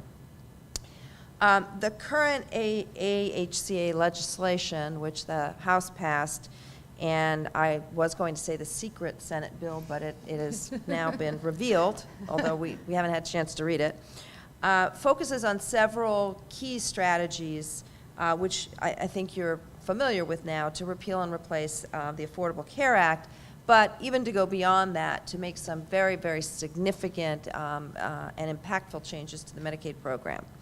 So the first, with respect to Medicaid, is the rollback of coverage for childless adults. I have no idea why anyone thinks this is a good idea, but there it is. At the same time, both the Republican bill in the House and the Senate are looking at eliminating, well, I actually don't know if it's in the Senate bill. In the House bill, there was a provision that eliminated the ability of any state to cover childless adults above 138% of poverty. That provision alone would impact 15,000 people, and if that should ultimately be in a final bill that's passed, 15,000 people would immediately lose their coverage in the district. There are two other states, I believe it's Massachusetts and Minnesota, who would be affected by this. The rollback strategy basically reduces the amount of federal funding available to cover childless adults. But the most damaging part of this, either legislation, the House or the Senate, is the proposal, as you've heard, to change the historic funding formula used to finance the program. Instead of sharing in the total cost of care of a state's Medicaid program, Republicans are seeking to slow the growth of expenditures by imposing the per capita cap. The devil, of course, is in the details, and we don't know a lot about those, but given what we do know, we, as well as most of the other Medicaid programs in the country, have sat down with their finance people, with their actuaries, and with the people who crunch the numbers to figure out what this actually means. So in the district, we have estimated that we would lose $1.8 to $4.1 billion in federal funding over the next 7 years. The range expressed represents what we have determined would be the extent of losses related to our annual growth rate, which by any way we've looked at this exceeds the proposed CPI, medical CPI that is in both bills. Even CPI +1, we exceed that. Our growth rate has been between 5.8% and 9% annually, and there was a new federal study that just came out, I think this past week, which showed that DC's growth rate over the last 10 years was 7%. So we are going to be losing money every year with a per capita cap. The allotments represent the greatest share of losses, so we have calculated that to be $683 million to about $2.9 billion, followed by the loss of income for the childless adults, because we will not be able to get the, I think it's 95% match rate at this point. It was 100%. Other Medicaid provisions could have additional adverse impacts. We also have to be concerned about proposals around CHIP. I believe Republicans are proposing to reduce CHIP funding to prior CHIP funding levels, so we reduce the enhanced match and going down to 250% of FPL. So, you know, when we look at these, there are no good choices. We can reduce eligibility, return to lower eligibility levels. We can cut benefits, cut coverage. We can reduce provider payments. All of these are going to have adverse impact on actual beneficiaries. But one of the big problems that we see in the way, and this has been alluded to by other panelists, that Congress is going about trying to fix the Medicaid program is no one has talked about repealing Title 19 or changing the entitlement structure of the Medicaid program.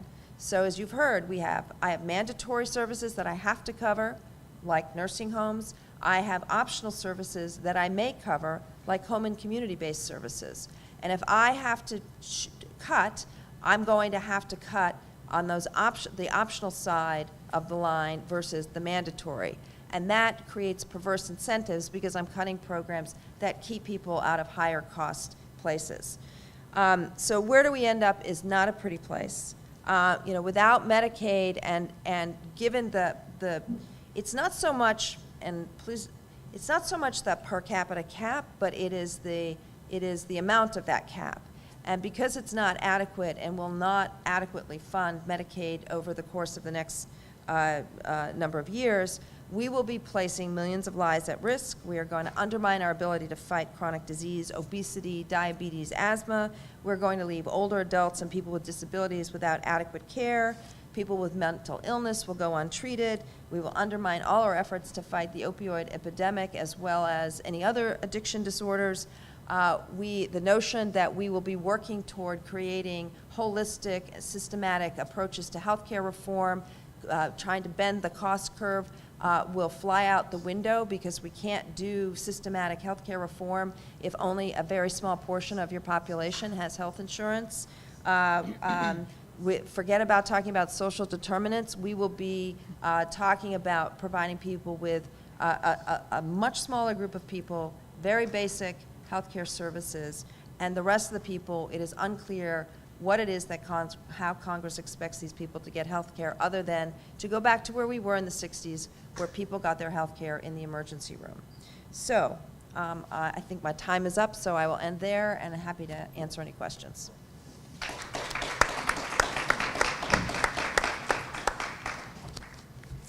Thanks to our great panelists, and I do want to open it up for questions. I know we have people online as well as people in the audience who may not or may want to ask a question. So, yes, please. There's one there and here.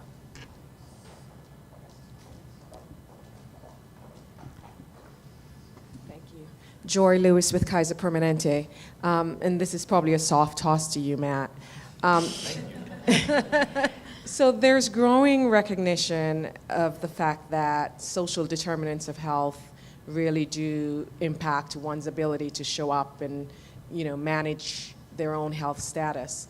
I'm curious, what is the pivot? How much energy is being directed at these social needs or non-medical needs? If you can provide maybe the collective perspective of the Medicaid directors. Sure. Great question. Not necessarily a softball, but I'll tell you a story. We had our annual meeting last year, and we do a lot of breakout sessions, and we try to figure out, okay, we're going to do a session on this and a session on that, and try to figure out which one's going to be the most popular. We're going to put that in the big room. And we did a session where there were a couple of sessions, one of which was the congressional panel.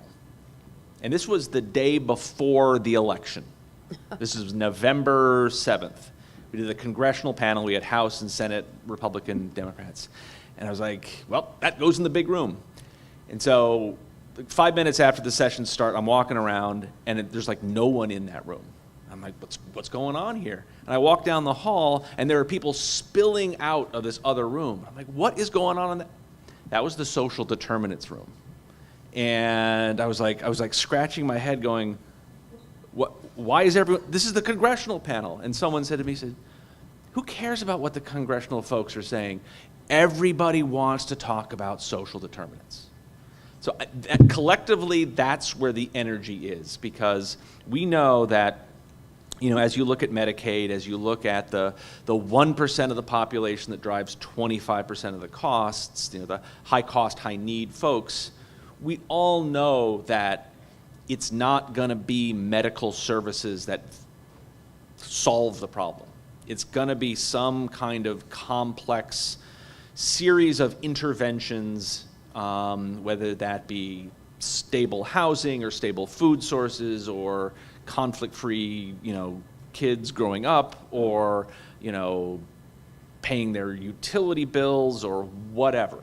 It's a whole bunch of stuff that hasn't traditionally been in the minds of health insurance plans, and certainly hasn't been in the minds of what a physician is going to think about in terms of prescribing for a patient. I think the good news is we're all there saying, yeah, that's the answer. The challenge is, okay, how do we structure that and how do we pay for it? Because I can tell you for certain, Medicaid is not going to start line item paying for housing. Medicaid's not going to start line item paying for refrigerators and air conditioners for everybody. So we have to start thinking about, what do we do? You know, is that part of the managed care solution? Is that something that a managed care plan or an ACO or whatever can just sort of, under their capitation rate, figure out how to just pay for that? But, you know, then you get into questions around, does that mess up the medical loss ratio? So I think we're still kind of struggling with how to operationalize it and how to take it to scale.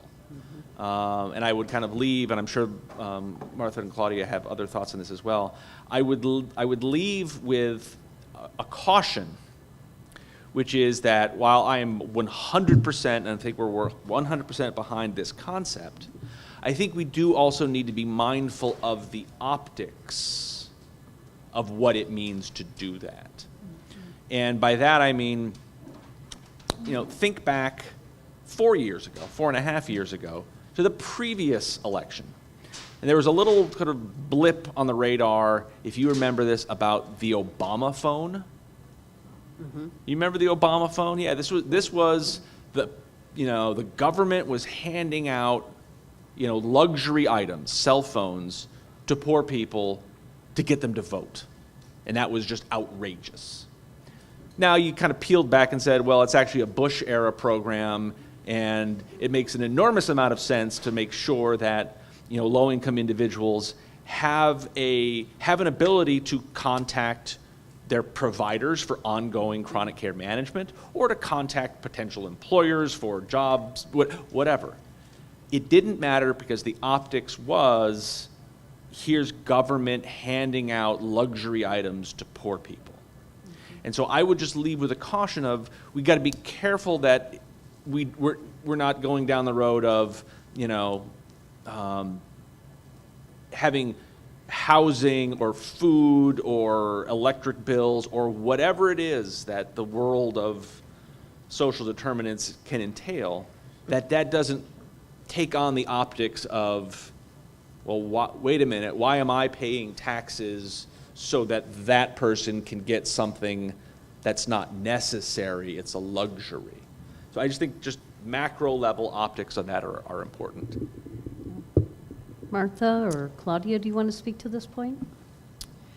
Well, I think if you think about the overall, you know, I think we are a very divided country right now, not only in terms of our politics, but it's sort of the values. And I think what we're seeing is that there is a large segment in this country who view the role of the federal government differently than the other segment of the country, and in terms of what its role should be in terms of not only funding health care for individuals, but also social services. So you're also seeing at the same time that we're seeing these proposals to drastically roll back the Medicaid program, other proposals to drastically roll back the support for basic social services, the social services block grant, you talked about this, Martha, and LIHEAP, cutting all of these programs that are vital to low-income working people in this country, because many low-income people do have jobs. Again, I just think that even with the waivers, you know, lots of states, Medicaid programs are putting waivers together, trying to use that cost saving and redirect it. I think what we're going to see is less interest in approving waivers where it appears that we are shifting federal dollars to away from what they were intended to be used for, to fund things like addressing social determinants. I've talked to a number of my colleagues. We had a lot of discussion at the state Medicaid program about that, whether those type waivers where people are investing that cost savings into addressing social determinants, whether those will still be viable in this new administration. Great. Martha, did you want to speak to this? I want to get to the next question. Okay, well, I hope the next question is for Martha. Let's start it off with that. I'm actually going to make this really quick. There's not necessarily a question mark at the end of this, but while I have the opportunity, because I haven't, Claudia, I want to say thank you. A few years ago, my mom, who was living in DC, developed a rapidly progressing neurodegenerative disorder. I had to move her in with me, but was still working full time. However, in my early 30s, couldn't pay for her care. Had it not been for both the adult day program provided by DC Office on Aging, but as her needs progressed, the EPD waiver program, I would have had to institutionalize her in the final few months before her death. So thank you. What you do makes a huge difference to real people, including a lot of younger people who will see this in the coming years. So I really appreciate it. Great. Thanks for that comment. One more, we have a couple of other questions. Okay, speed round here. Martha, come on. My name is Chris Farrell with Federal Retirees. Perhaps mostly for Matt, question about, could you play out in the Venn diagram analogy scenarios of how different states might employ if something maybe even softer than the House passed bill comes to enactment?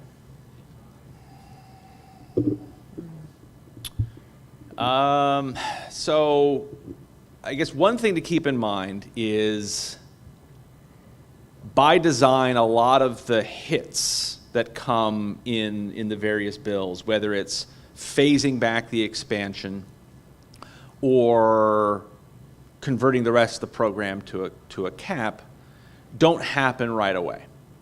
You know, they kind of take place some point in the future, a couple years in the future. And I think there's going to be a motivation to try to push them out to such a point where they don't fall squarely in a political cycle that will ruin people's chances of re-election. So where I'm going with this is, a scenario, maybe a best case scenario, is it gets done over time as people realize just how damaging it is. We kind of get into like a Medicaid SGR, where and Congress ends up kicking the can down the road a year, 6 months, 18 months, whatever, because they don't want this to actually happen. Like I said, I think that's a best case scenario, because I don't think Medicaid's got the political constituency that Medicare does that enabled the SGR kick the can for decades. But assuming it does go into effect, well, I think one thing to play out is, if it goes into effect relatively quickly and is as damaging as I think it probably could be, you probably see a lot of people losing their jobs across the street here.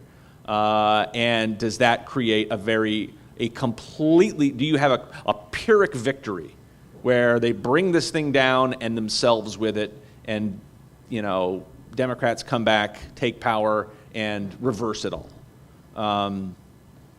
Again, I don't know. But to play it out, if it goes through, I think you have a lot of states, on the expansion side, states are not going to be able to keep funding the expansion without that enhanced match. So they're going to go to the exchange, whatever that looks like at that point, or they will become uninsured. On the per capita cap, I think you're going to have a whole lot of people doing a lot of math problems of what is the baseline and what is the trend rate for which populations for what year. And as Claudia said, is anything about Title 19 actually going to change or no? I assume the answer is no. And so what you're going to have is, I think, this really perverse incentive for a state to look within a band of, however the bills define populations, the elderly, the disabled, adults, and just sort of saying, okay, within any band, there's a large range of health conditions and case mix and spending. For any and all of the populations that will be spending above the cap, there's going to be a pretty strong motivation to say, well, what can we just stop doing? And so that's where I think the real threat's going to be, is for the highest cost, highest need populations, especially as demographics change over time, especially as you start to see the introduction of new and exciting and long-awaited but extraordinarily expensive biologics and other treatments like that. Sure. I think those things just become horribly unaffordable, unfortunately. Oh, great. I think we have time for maybe a couple of more comments, if anyone on the panel does, to that point, or any closing thoughts. Well, I also think what you're going to see is more waivers. I think one of the proposals in the Senate bill is to give states more flexibility about 1332 waivers. I think Iowa just filed a very, probably what would have been an unapprovable waiver prior to this legislation yesterday. States are also going to be maybe looking at 1115 authority, although, as I mentioned earlier in comments out in the hall, 1115 is supposed to be testing new systems. Mostly what states are doing are kind of recycling ideas. But to the extent that they're not able to pass legislation to eliminate or repeal Title 19, I think states will be using waiver authority to the fullest extent that they possibly can to get around rules that prevent them from making the kinds of cuts and other changes that they need to make in order to meet these caps.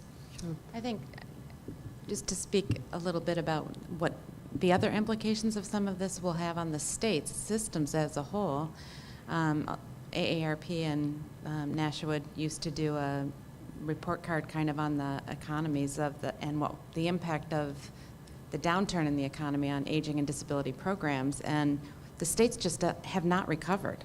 I mean, they have not recovered. They have not hired back the staffs that were let go. They are not back to doing all of the programs and services that they had stopped or suspended or limited the number of people on the non-Medicaid side. And I think what's going to end up happening is when you see a cut in Medicaid of this magnitude potentially, you have to make up the state dollars. And so the state dollars are going to come from programs that are the discretionary programs, which are the Older Americans Act programs and all the other kinds of things that ultimately really could keep people off of the Medicaid program, but they're not mandatory. So I think that we're going to see more substantial cuts. I also think, honestly, Matt's point about the politics are excellent in terms of when the election cycles are going to hit and how important all of that's going to be. I think we will see, however, the tenure of my members, the secretaries on aging and disabilities, and the tenures of the Medicaid directors continue to shrink. I don't know how much shorter they can get than 15 months, but we're going to go there. I know, because it's an exhausting and demoralizing job to go in every day knowing that people really do need the services. Our members are trying really hard, and yet there's not enough to cover for them. So.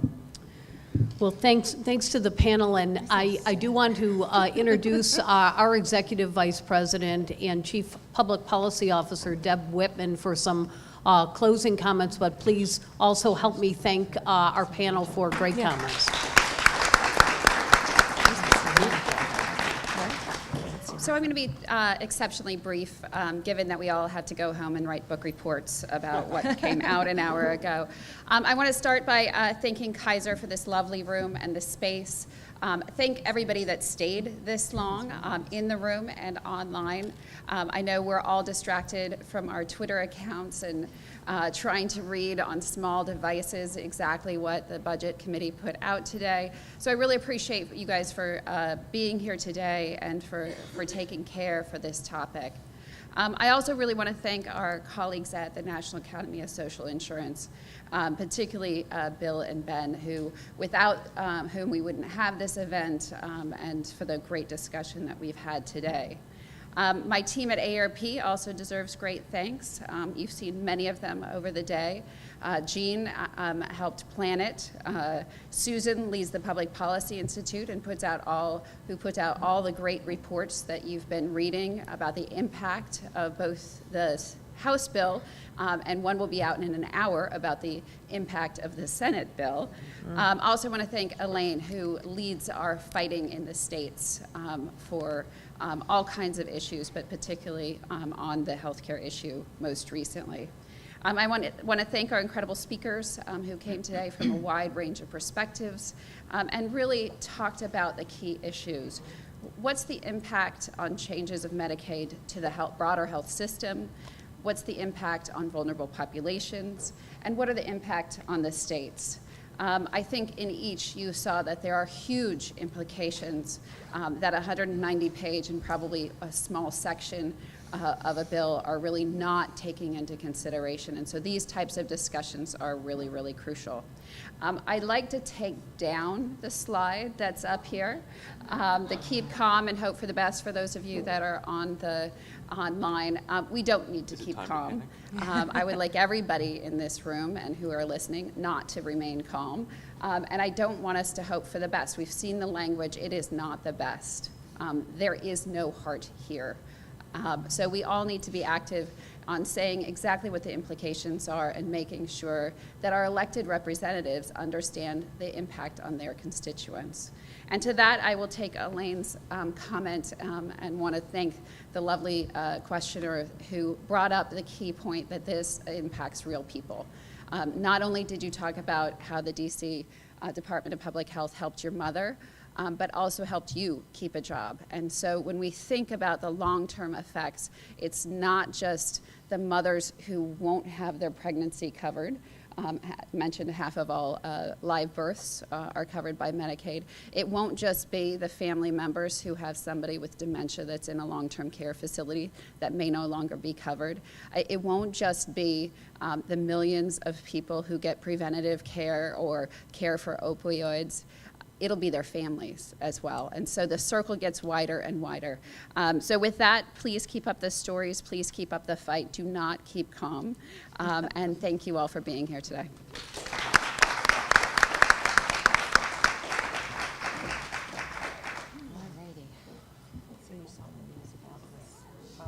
Yeah, that's fantastic. I know. Yeah, I didn't email you back because I thought...